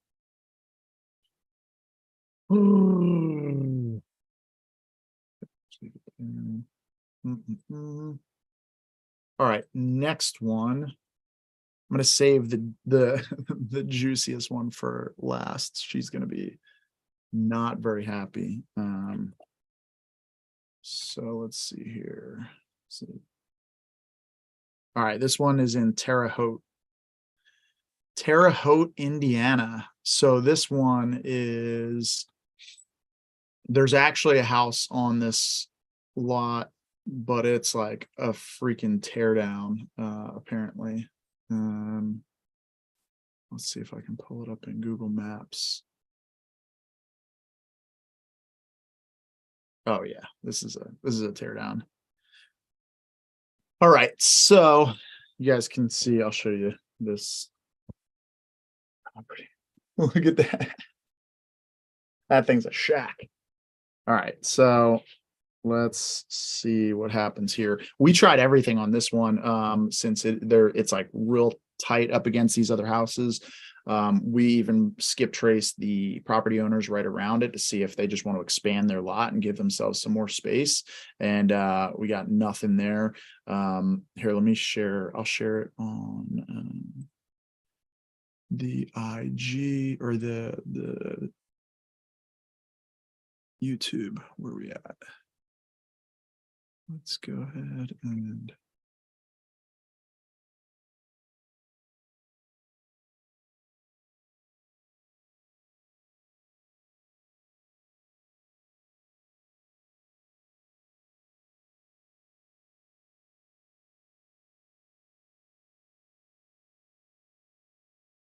all right, can you guys see this?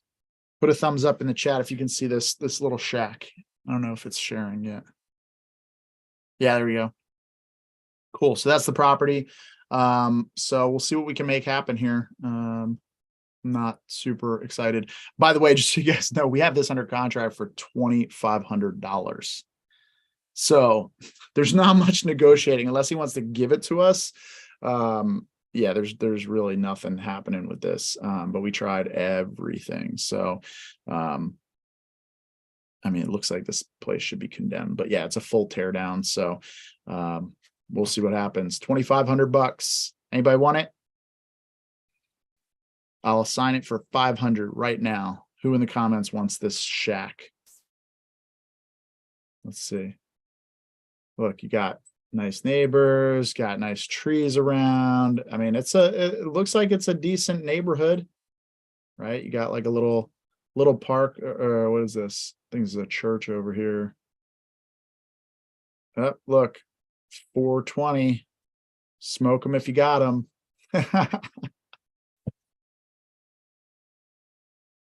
So yeah, this is the shack here.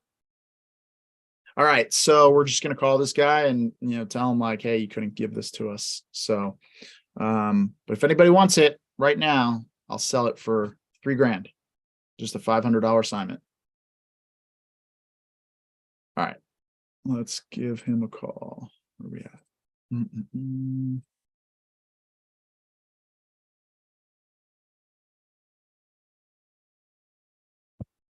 Mike Lopez, look at that beauty. All right, let's see here. He's in love. What's up, Luis? Oh, it's in Terre Haute.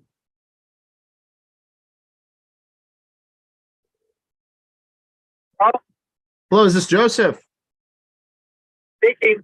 Hey, Joseph, this is Chris Deal. I'm one of Brad's partners. Yes. How are you? Fine. I wonder whatever happened to you guys. Yeah, man, been doing all of our due diligence, man. It's been kind of crazy. We've got like 25, 30 properties under contract we're working on right now. So we've been running and gunning, man. It sounds like you're in the car. Is now a bad time for you to chat? No, go right ahead. I'm just on my way to a hardware store. Oh, okay. All right, got it. Are you there local in Terre Haute?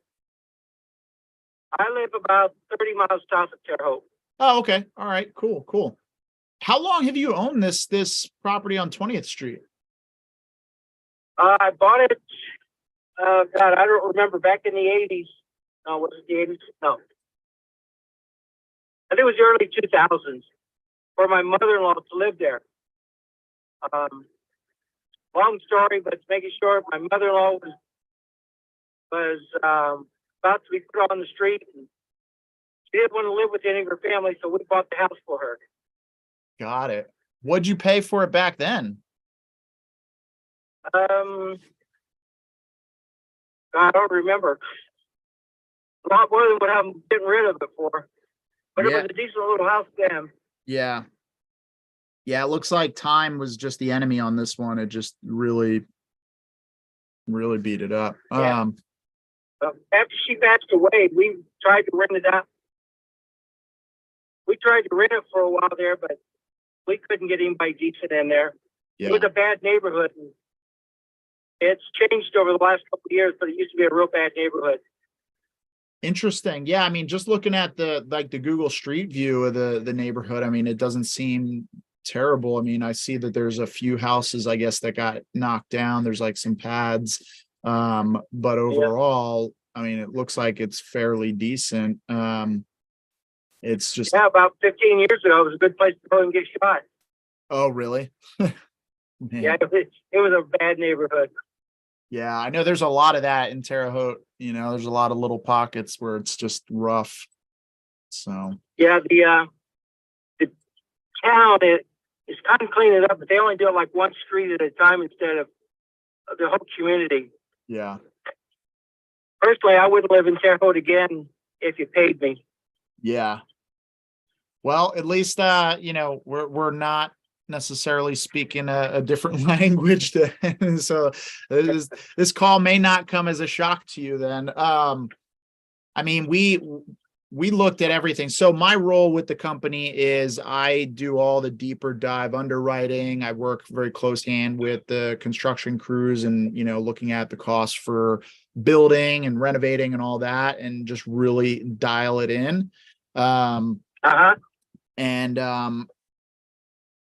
yeah, there's just it, you know, to knock this down and rebuild, there's not really enough margin. There's nothing there for us to make. It's just so tight.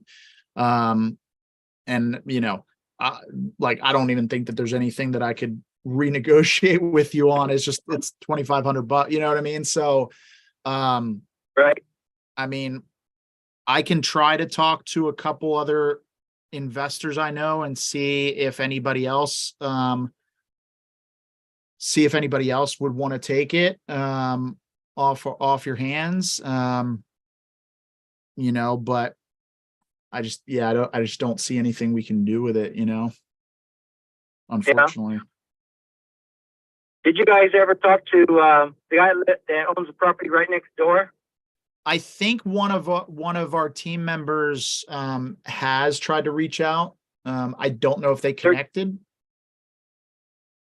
Okay. Because I mean, on the plus side, it would be a nice little corner if you also got the little house next door at 1302. Yeah. But that guy was trying to sell it. I don't know if he ever sold it or not, but he wasn't asking a lot. Got it. Okay. So, yeah. So you're talking about the one on the corner of 4th and 20th? yep. Yeah. Okay. 1302. Got it. Okay. It's that white house. Oh yeah, I see it. I'm looking at the street view right now. Why is he looking to sell? I think he just wants to move. Got it. Okay. And then the other house on the other side is owned by, I can't remember his first name, but his last name's Wilson. And he's been there since he was a young man, and he's now in his 80s. So he's not going anywhere until he kicks the bucket. Yeah. Looks like he takes good care of his house. He doesn't, but he's got people come in and help him. Yeah. And that guy he doesn't do a lot by himself anymore. Yeah. Got it. Okay. All right. Well, I mean, if you know, like I said, I mean, we have a pretty wide network of investors. I mean, I could, reach out to a few people, put it out there, see if anybody would want to take it off your hands. I mean, just so I know when I'm talking to people, I mean, if you want me to do that, I'll do that. If not, like, that's fine too. But if I'm bringing it out and, sharing it with anybody, I mean, what should I tell them? If they're coming back, with a number, I mean, like, what's the lowest you would take on it when I'm shopping it out to them?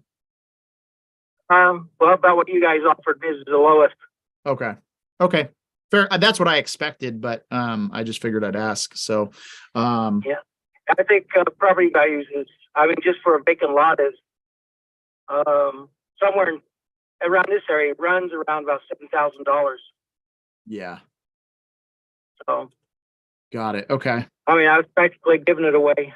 Yeah. No, I agree. I mean, yeah, it definitely creates a challenge. I mean, if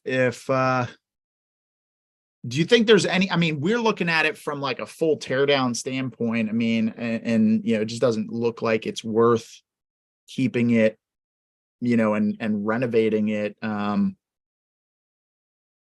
mean, what's your thoughts? You think we're far off on that? No, if I was going to put any money into it, that's what I would do. It was the shotgun houses that were built back here during the 1930s, 1940s. They were built for the miners, and they were built. I mean, they'll withstand the wind pretty good here. Yeah. But there's no real crawl space. It's only about 6 inches off the ground. So there's no real, you have to tear up the floor in order to work on anything under the house. Got it. Okay. They were put in before there was water and electricity. Even though they had been put in there later, you know, it's modifications to an older home. Yeah. Have you And considered, they're homes that weren't really, go ahead. have you considered listing it on the MLS? No, I haven't. Actually, I didn't really think about selling it until you guys contacted me, and me and my wife, I'm almost 70, so I'm pretty active, but I've got enough to keep me busy that I just don't have time to go up there and maintain that one for the city. And since we don't use it for anything, I'm just paying taxes on a vacant property. Yeah. Yeah, I got you. Okay. Well, I mean, again, I can push it out to a couple people. You know, it's probably not going to go very far, but you know, if you're definitely at the point where, you know, based on our conversation, you're like, you know what, now I just want to get rid of it, and I'm totally fine with doing that, and you want to list it. I mean, we could help you with listing it, and put it on the MLS and try to get as many eyes on it as possible and see if there's anybody that wants to take it. You know, like things like this, there's always a guy in the area who's like, you know, he's a young guy. He's like, yeah, I think in 10 years, you know, this area is going to be, you know, a lot better. So I'll take it and I'll just sit on it. You know, I've got some money just sitting there, you know, dying in my 401k. So let me just park it in this property and, you know, see what happens, you know? Yeah, but that area has gotten better over, like I said, over the years. They've pretty much cleaned out the motorcycle gangs and the drugs and the crime. And it's starting to become a family-oriented neighborhood again. Yeah. So, and they've torn down on that block. I think it only shows those 3 houses left. The rest of them have all been torn down within the last 10 years. Yeah. Yeah. A lot of the stuff looks like, you know, like it's in good shape. It looks like, you know, like older families, you know, kind of keep their stuff in decent shape. So, yeah. All right. Well, if you want us to, you know, it's up to you. If you want us to, we can pop it on the MLS and see if we can get any bites on it from, you know, just a retail buyer and see what they do, you know, and help you out that way. Otherwise, if you want to just, you know, part ways friends and, you know, and see what you can do with it, then, you know, we're fine with that too. You just let me know. Okay. Well, instead of listening, you could recommend it to some of your investors or somebody that might be interested. Okay. Throw it out. I didn't want to throw it on the national listing, mainly because of costs. By the time you pay for the costs of all that, I'd be breaking even if I'm lucky. Yeah, if you were to list it with an agent on the MLS, you're not going to make anything on it. We actually have access because we're investors, and the software that we use and everything, we actually have access to list it on the MLS with, you know, virtually no overhead.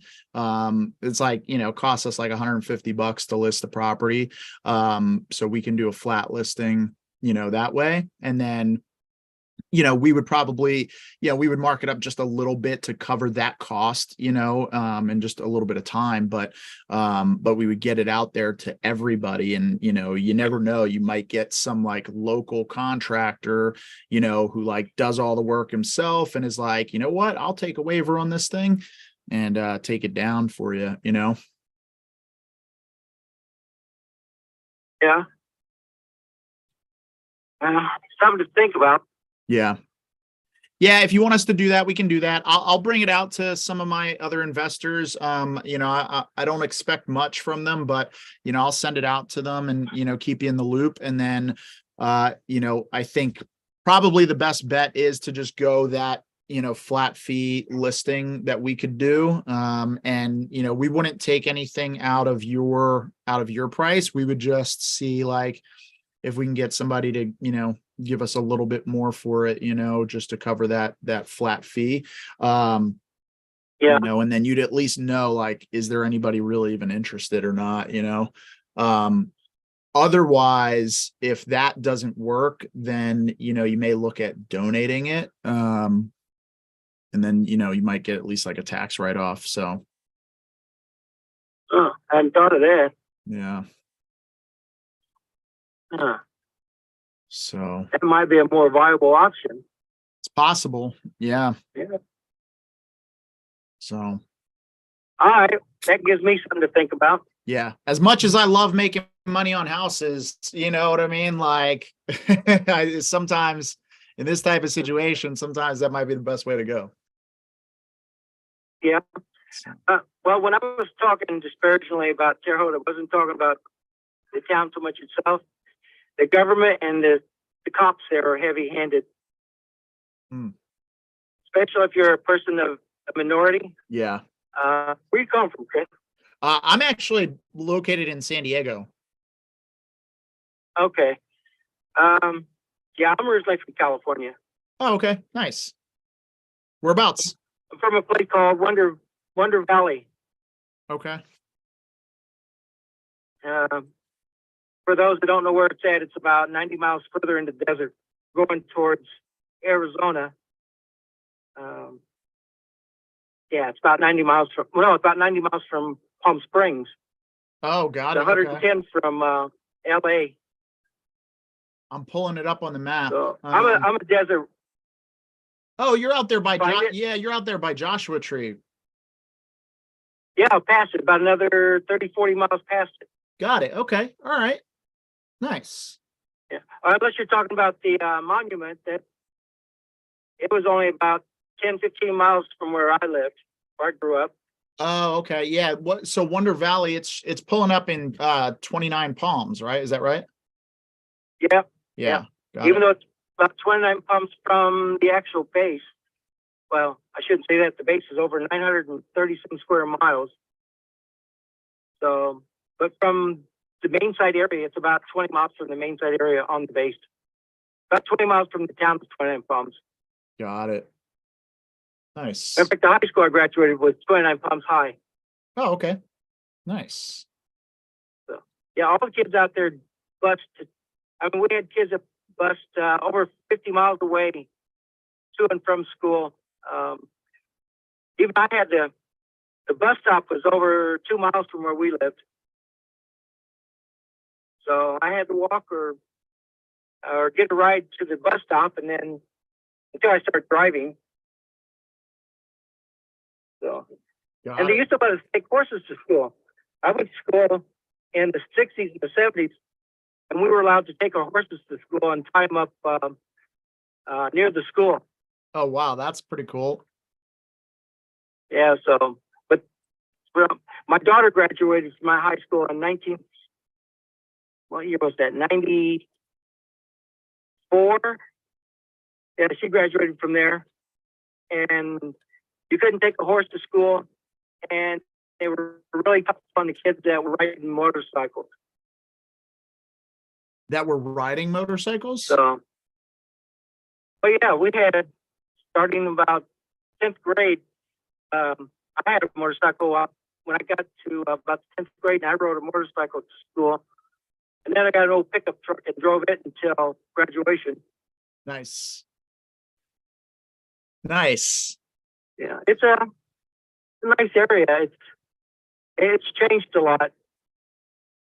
You got any property out there you still own? No. No, the last house I had out there, I bought it for $38,000 and sold it for $40,000.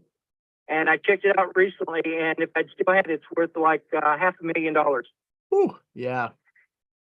Yeah, man. California so- prices are crazy. It was getting nuts when we lived out there, so we left there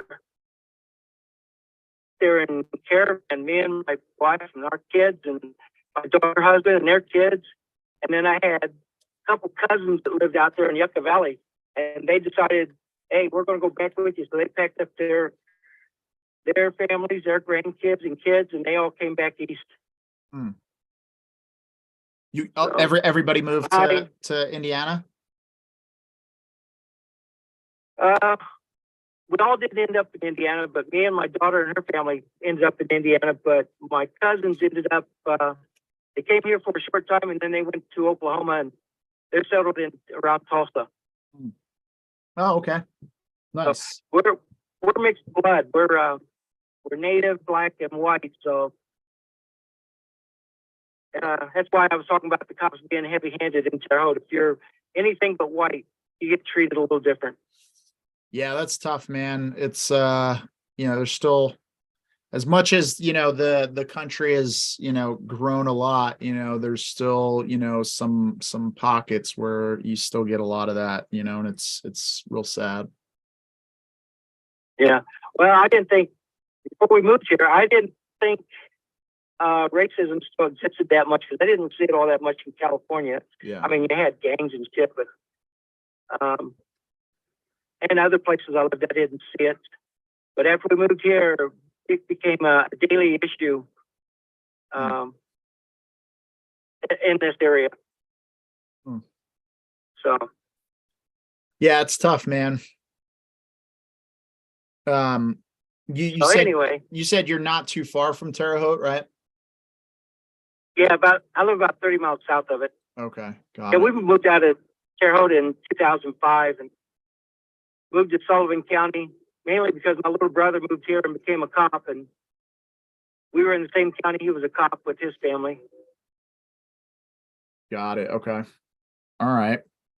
So, Well, I mean, it's not the total reason, but it was nice having a brother involved in law enforcement. yeah. Yeah, it definitely helps, I'm sure. My father-in-law is a police officer. Well, was a police officer years and years ago, back like in the Vietnam days, down in Florida. So, yeah, he always tells me the stories, but, yeah, man, I mean, I'll push this out to a couple other investors, and then, we can talk more next week. And, if you want us to list it and see what kind of offers we might get, we can do that for you.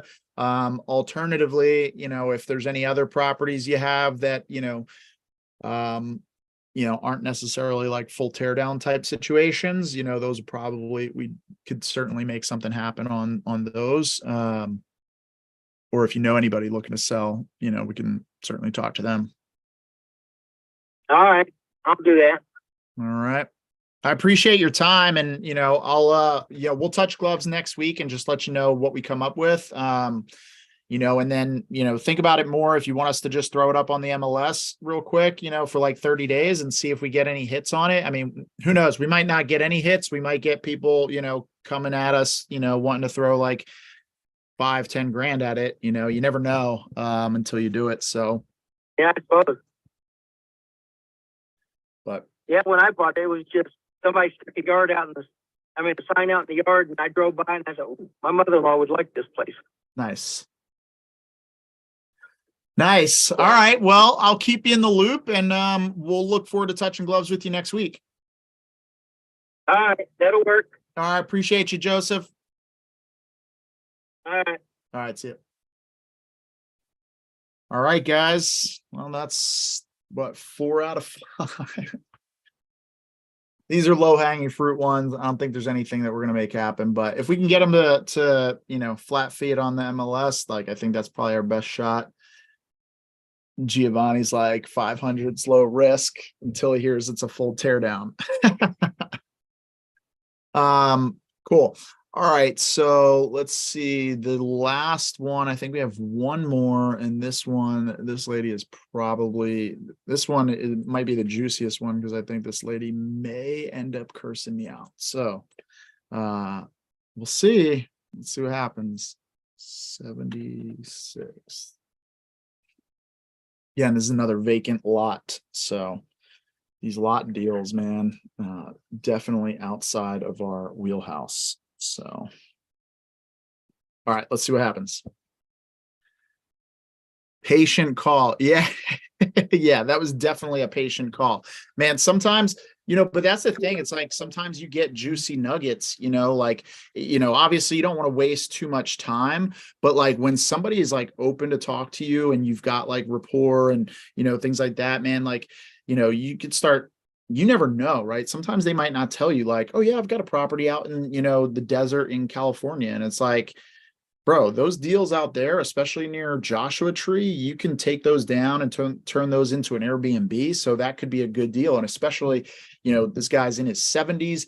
He could possibly have a property in his family that he's owned, for the last 40, 50 years, which anything would be a profit for him, so sometimes that's how you come across some of the juiciest deals, is just by being patient on a call and just pulling some extra stuff out of them. Thanks for that. I appreciate that. Yeah, the goal, I mean, like we want to treat people like human beings, right? Like, and have a reasonable conversation with them, not just like torch them, as much as these calls suck. When you have to cancel an agreement, you can, if you do it gracefully, you can at least still maintain rapport and save face a little bit. So, all right. So I'm going to call this lady. I don't even know what her name is because we were originally working with the husband. Let's see. Hey, this is Deborah Burley. Deborah. All right, Deborah. All right. So this situation, it's another lot in Birmingham, Alabama. We got under contract a while ago.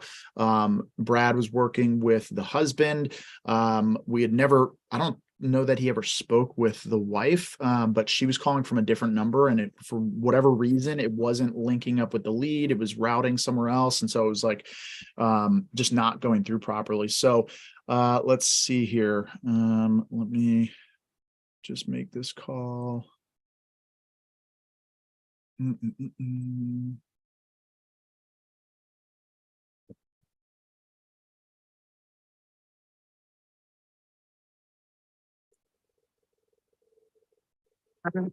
Brian. Hey, this is Deborah.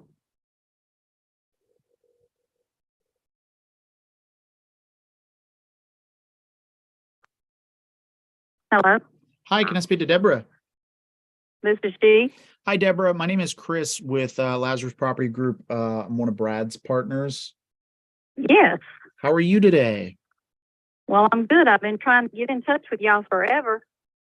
Yeah, and I apologize about that. So I guess, I don't know, it didn't look like we had this number in the file. And so for whatever reason, there was an issue with our system, like, because we have James's number, but it was routing some weird way and it was not coming up in our voicemails. It wasn't showing up anywhere.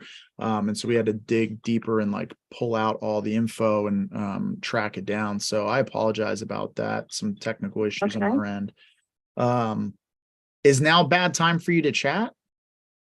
No, go ahead. Okay. All right. Well, I wanted to connect with you about the property that we had entered into an agreement on, that lot there on 76th. Yeah. I know we still have time on the contract and everything, and we wanted to keep you in the loop. We do a whole bunch of different things when it comes to investing. We do, fix and flips, we do development, building, multifamily, you name it. And so, anytime we get a property under contract, we always look at every single option that we could possibly do with it. And obviously a vacant lot, it's like, there's really one option. It's build a house, right? Like, or hold out until some sort of bigger development type of thing happens. Right. And I think there was definitely thoughts around, because it's so close to the airport, is like, okay, could there be a scenario where we can get multiple lots over there and, possibly, have something set up for maybe like a big hotel build or something like that. But we've looked at every option, and throughout COVID, the cost of renovations and building has gone up so high, and the interest rates being so high, it really Yes. makes what would normally be a reasonable deal, it makes them not pencil out very well. And I know we're only under contract for like $3,600 on this lot. It just doesn't seem like there's any way that we're going to be able to make anything positive happen with it. So, at this point, I mean, like, have you looked at other options on what you might do with this lot? No, not really. Since y'all said y'all were gonna buy it, I hadn't looked into anything else really right now. Yeah, I wasn't sure if you had investigated anything prior to us working with you on it. I've had this unfortunately, today has been one of those days I've had to have this conversation with another fella in the same in that same neighborhood, who had 2 lots. Because again, we were looking at, okay, could we get a bunch of lots and then parcel it together? But some of the houses and other people, don't want to sell. And so, it just creates challenges. So yeah, I mean, I think, if, there's really 2 things that you could do with it. I think, one would be obviously hold on to it and see, maybe sometime in the future rates come down and, there's, things change in the neighborhood and, there's better opportunity to turn it over at that point. Alternatively, I don't know if you guys have much in the way of like taxable income that you're looking for some sort of, for any type of write-off. I know there are organizations where you might possibly be able to donate it and get like a reasonable tax write-off that might benefit you, similar to what we were under contract with, or maybe even better than that. That's another option if you just absolutely want to be done with it. Unfortunately, it just doesn't look like there's much that we're going to be able to do on it. So I think we're going to need to part ways at this point. Well, I wish I, had known. That's why I said I've been trying to get in touch. I've called Brad, I don't know how many times, Yeah. and left dozens of messages and all of that. So, well, do you have any names of any organizations or anything? I mean, I know you're way out there, so I don't know if you have any connections or not with anything. Yeah, I'm working with another guy, like I said, in that neighborhood, who brought up that's something that he was considering. I can touch gloves. I don't off the top of my head know of any organizations specifically out there, but I can talk to him and see who he was thinking of, and relay that information to you. And then, maybe that helps you out. I don't know what that process looks like. I personally have never like donated land before. So I don't know what the steps are to that. I think he mentioned like a church, but, I was like, well, how's that going to, I don't know how that's going to benefit the church. Maybe they sell it and, they don't pay taxes on that. So, not 100% sure, but I can talk to him and see who he was thinking about and then relay that information back to you. Well, that would be good if you could, because I mean, we just don't need it and don't want to hold on to it and just don't want to have to fool with it or anything anymore. So yeah, that's why I was hoping we could just get it off our hands and we wouldn't have to deal with it. Yeah. So, how did you guys end up with it? What was it just in the family? Well, it used to have a house on it, and we rented it for years, and then after a little while, we didn't have anybody. It was a duplex, so then it didn't have anybody in it, so it was empty for a while, and it got vandalized so much that we just, the thing was just torn down. So it was more money to try to fix up the duplexes, because it was anything from, plumbing to copper piping to just, whatever. So, of course, that way it made the house, the duplex, just totally unlivable at the time. So, yeah, we just That's why I said it had a house on it, at one time. Well, it's two lots. It was a duplex. Like I said, it was a duplex. So, but if y'all can't do anything, y'all can't do anything, I guess. So, Yeah. Yeah. Man, that's sad. they put a trailer on it or a modular home or something like that on it, possibly. I don't know. Yeah. Yeah, I mean, I'll double check with the team.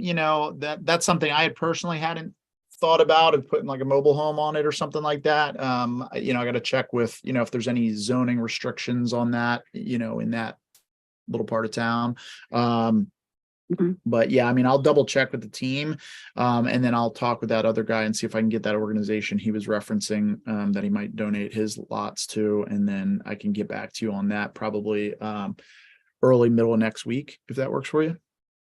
Yeah, that'd be fine. Yeah, just let me know something, where we stand on it. So I mean, if that contract's no longer, any good, that's just all I need to know. So Yeah. We'll send you over something in writing to that effect. And then still keep you in the loop on, if there are any other options with like a manufactured home on that lot. Again, every area has some different zoning with that type of stuff. So I just want to double check and make sure that there's no, see if there's any issues with that.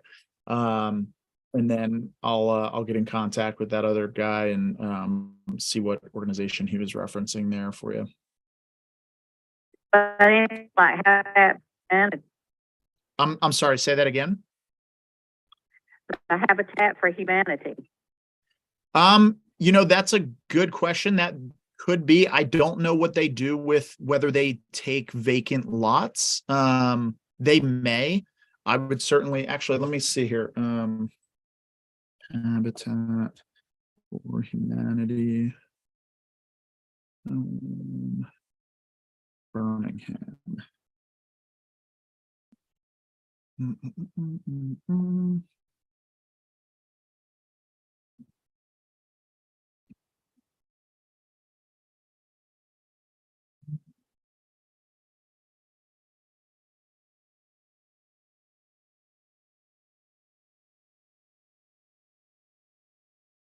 Yeah, it doesn't specifically say whether they do anything with regards to land. But I can give you, let me see here. Do they have a contact us number? Oh, they do take vacant lots or land. So let me give you the contact information. Do you have a pen? Yeah, let me get one right here, just a second.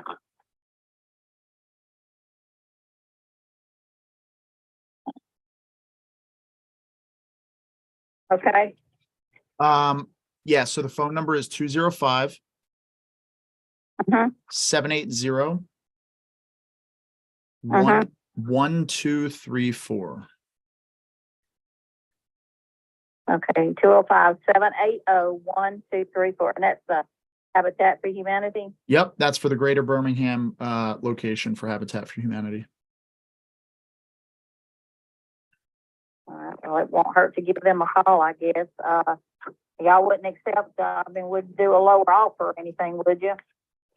I mean, I don't know that it would really change much. It's like between $0 and $3,600. I don't know, like if it was just that the profit wasn't going to be that big, we would, probably just still take it down. I mean, adding another $3,600, I don't know. Even if you gave it to us, I don't think that $3,600 is going to make that sizable of a difference to where we would decide, yes, we move forward versus not moving forward. So, I mean, I can talk to the team and just double check, but I think just the construction costs, because right now the building costs, I'm not sure if you're aware of this, but the building costs that we're projecting, are in the neighborhood of $300 a square foot, so at $300 a square foot, if we build a 1,500 square foot property, that's like $450,000. Which no, not for that area. No. I mean, to build though, that's like the actual costs to build a new home. because everything has spiked up so much since COVID. So it's just, you know, in a lot of areas, I mean, might be able to do it for less than that. I mean, but even at $200,000 or $200 a square foot for 1,500 square feet, I mean, that's still $300,000 to build. So, you know, like, how do we make money on that, you know, when looking at the property values of homes that already exist, you know, and what we could sell it for? I just don't think there's any way to make anything on it, you know? So, Because I was just thinking maybe you should put one of those modular homes on it, one of those small ones or something like that. So yeah, and that's a possibility. I'll get back with my team on that. I don't know if they, you know, investigated that. Again, there's like potential zoning issues, so I need to talk to them about that and see whether that would be a challenge. So let me do that. Let me talk to the team, look into that, see if that's something that makes sense. You know, maybe we can get a prefab home that's already, you know, that just gets shipped in, and see if something like that works. I'll talk to the team and then I can get back to you on it. But, you know, looking at the stuff that's all for sale right now, like the actual homes, you know, there's not much that really goes, you know, much higher than you know, around like 2 to 250. There's let me see, there's a 5-bed, 2-bath house for sale right now in that little neighborhood. It's 2,700 square feet, and that's for sale for $240,000. So, you know, it's like the property has to be, you know, whatever we're going to put would have to be comparable in price to that, you know, and that's actually a pretty nice house. I'm looking at the pictures now. It's fairly upgraded. Well, we used to own places that are across the street this lot also. We did sell them, but, you know, we own that one also. So, you know, anything comparable to that one would be good too. So, yeah, which one across the street? Let me see here. 212, 214, 212 76th Street North. Okay, 212 76. I don't know what it's worth since somebody bought it out, did some remodeling on it. I don't know, but let's see here. Yeah, so that one, okay, so that one sold in 2021. Is that when you sold it?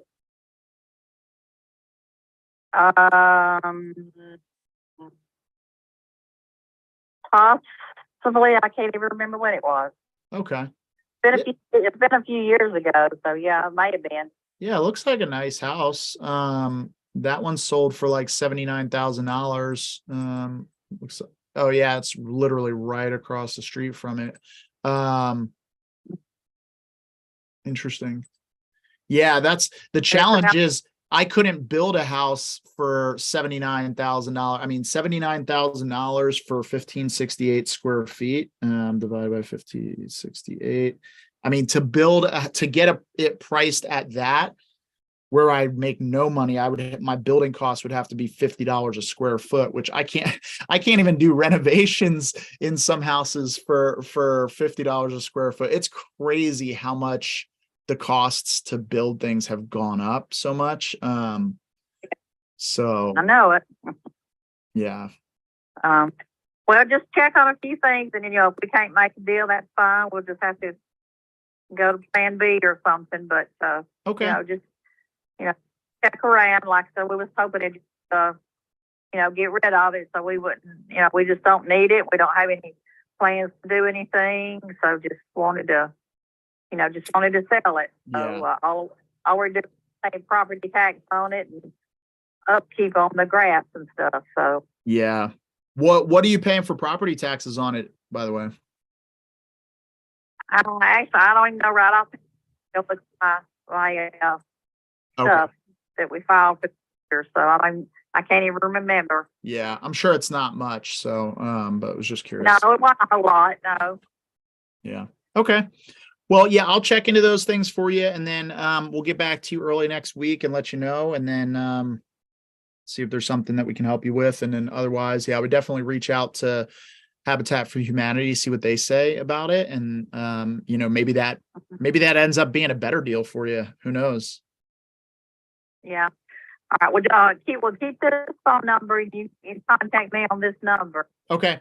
Sounds good. I updated the system, so we now have it saved in the record. So All right, well, thank you so much for getting back with me then. So no I worries. appreciate it. Thank you. I appreciate your understanding. Have a great rest of your day. All right, thanks. All right, bye-bye. Bye. All right. Well, that was the final ejection seat we had to pull. And believe it or not, Christian, I know you stepped away for quite a while. I did not get, there was not a single curse was thrown in my direction. So She seemed lovely. I was like, he are we was still on the same and this lady, so to back it up a little bit, this lady has called a bunch of times and left a few messages and was trying to get a hold of Brad and I. And I don't know what happened, but yeah, so I mean, I fully expected her to be pissed off and, you know, maybe throw a few things. Yeah, Mike said, didn't get cussed out, success. That, you know, I was expecting curse words to come flying at me. So yes, that it is a success. And yeah, you know what? Like maybe, who knows? Like we may have helped her find a different solution, right? Habitat for Humanity, she could donate this lot and, you know, she might actually save more in taxes than what we were going to pay her. And so like, you know, this job, as much as like this business is about making money, it's also about helping people. And, you know, if we can't make money, like in a perfect world, we help somebody and we make money along the way. But if I can't make money, I would like to at least help the person out in some capacity. And so if that's the result, is she makes more or makes what she was going to make with us, with our purchase agreement via tax savings, then that's a win for me. So yeah, it's not always, you know, for those of you who are watching, I mean, like everybody on YouTube makes this industry out to be just like nothing but success. And it's not all rainbows and cupcakes, guys. You know, sometimes deals don't turn out the way you want them to be. And, you know, it's not a deal and you got to back out. And, you know, can you do it gracefully, or are you just going to ghost them like a lot of wholesalers do? They'll just disappear and people are left in the lurch. And the worst is when guys disappear and they put a memorandum on the property. So if they try to sell it to somebody else, they couldn't. And that's like the most terrible thing. Like if you guys do that, like just unsubscribe from our channel. Like I don't even want you as a subscriber. Like don't do that. Like be reasonable, tell people you're going to cancel. And if you're going to cancel, remove the memorandum. Like that's a total dick move, right? So just don't do it. So I'd say don't unsubscribe from the channel, stick around and then learn how to do it right. There you go. Yeah. Obviously, you're very passionate about that. By the way, the reason why we don't do that like other wholesalers do is because we're not wholesalers. We're real estate investors. And I know Chris is not like splitting hairs here, mincing words. We're talking about wholesaling. But if you are a wholesaler, I would recommend not even looking at yourself as a wholesaler. You're a real estate investor in wholesaling. That's your primary strategy right now. But you're going to open your doors up and your heart to rentals and other things, hopefully. Because what is wholesaling? It's what have you done for me lately? And that's the same thing with rehabbing too. Yeah, I was actually just having a conversation with a brand new wholesaler, quote unquote, right? And he's like, oh, you know, like I'm worried, like, do I tell them I'm wholesaling their deal, blah, blah, blah, right? And I'm like, okay, let's back up the train, right? So for everybody out there who is a wholesaler, right? Wholesaling is an exit strategy, right? So I'm going to use a golf analogy. I don't even play golf, but I'll use a golf analogy, right? In golf, you can go to a mini golf course, right? And like, what kind of club are you going to use? You're going to use a putter, right? You can go to a driving range, and what kind of club are you going to use? You're going to use a driver, right? But if you're going to play the game of golf, you need a bag with a dozen clubs. You need a putter, you need a driver, you need a 9-iron, you need a wedge, you need all of these different clubs in order to be successful at being a golfer, right? You're not just going to go there with a driver and just start freaking driving balls. And when you get to the green, you're going to hit it with a driver, you know, down to the next green. Like, no, it's going to be terrible, right? So you need to have all of these clubs. In the same respect, the investment game is like playing golf and you have all of these clubs. You have wholesaling as an exit strategy. You have buy and holds. You have fix and flip. You have short-term rentals. You have long-term rentals. You have wraps. You have seller finance. You have subject to, all of these different things that you can leverage. So you want to present yourself as an investor that uses multiple exit strategies. And if somebody asks you, are you going to wholesale my deal? You know, that's a great question, Mr. Seller. I don't know what I'm going to do with your deal. Oftentimes, I don't know what I'm going to do with the deal until like literally the very last minute, right before we're about to close escrow, because I'm constantly assessing what's going on in the market. And 24 hours is an eternity. So between now and 30 days from now, the market could wildly shift. And now an exit strategy that I may have had in mind might not be feasible, and I might have to do something else. So there's a world in which I may decide to partner with another investor and have them come in and take it over from me.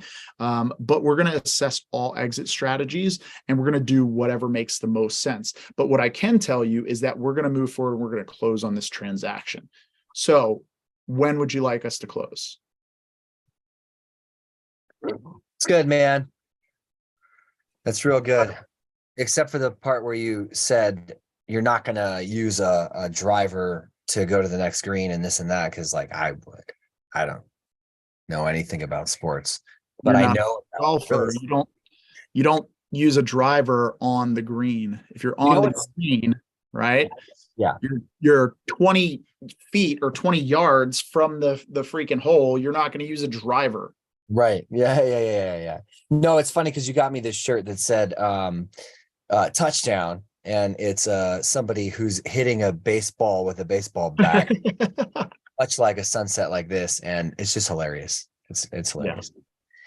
But yeah, cool. Good analogy, bro. That was really cool. So I just wanted to say, guys, that, you know, as I had to step away and there's just some stuff, construction going on in my house, and I had to meet with some contractors, that if you want to see more of this type of content where we're backing out of deals too, then like let us know in the comments section, because, you know, not like this happens all the time, because it doesn't. But when it does, you know, we don't want to try and sweep it under the rug and pretend like it's not happening. Truthfully, it's one really critical piece to, as an investor, we need to learn and understand. How do you do that? How do you save a deal, right? Chris closes your deal, but Chris can also save the deal, and he can also cancel the deal. Cancels. Yeah. I thought about putting that as the thumbnail. Chris cancels your deal. Chris cancels your deal, but instead I put this right here. We're going scorched earth, backing out of deals. Yeah, scorched earth, that's appropriate considering these are crappy vacant lots. Most of them were.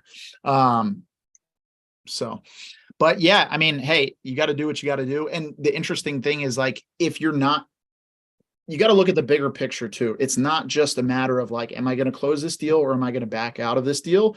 It's, I'm developing relationships, right? And you never know, the person that you're talking to could be a private money lender. Like, we've gotten multiple private money lenders from sellers that we've worked with, right? Chris reincarnates the deal. Yes. Matter of fact, Mike, just to a total like divergence from what I was just talking about, most of our biggest deals have been deals that have been resurrected from the dead. Like, literally, like the last second, you know, our inspection period was like, we were literally writing up a cancellation, and then all of a sudden, like, something happened, something come up. We talked to the seller. Like, we did one deal in Clewiston, Florida, where we were literally about to cancel the deal. We renegotiated with him, got him to go from cash to a sub 2 with some cash up front and a $20,000 reduction, got that under contract. And then we wrapped it to an end buyer, and we're going to make like $200,000 on that over the course of the term. Like, it's a freaking killer deal. And it's all because we found an agent who sold a comp and had a family as a penalty box buyer. And like, they had $175,000 of cash literally shoved in the mattress of their house. Like, not even lying. Like, they were like, I don't know how to get this cash into a bank and not raise red flags with the IRS. Like, that's the type of scenario this was. Right. They were undocumented, right? So they didn't want to deal with any of that stuff, right? Yeah, they didn't want to deal with any of that stuff, but they knew they were going to have to if they wanted to buy a house. And so, like, long story short, we ended up wrapping that, but we had them like in our back pocket, like right at the last second. And if we were able to renegotiate to sub 2, then it was going to work. And if we weren't, then it was going to fall apart. But yeah, we reincarnated that deal.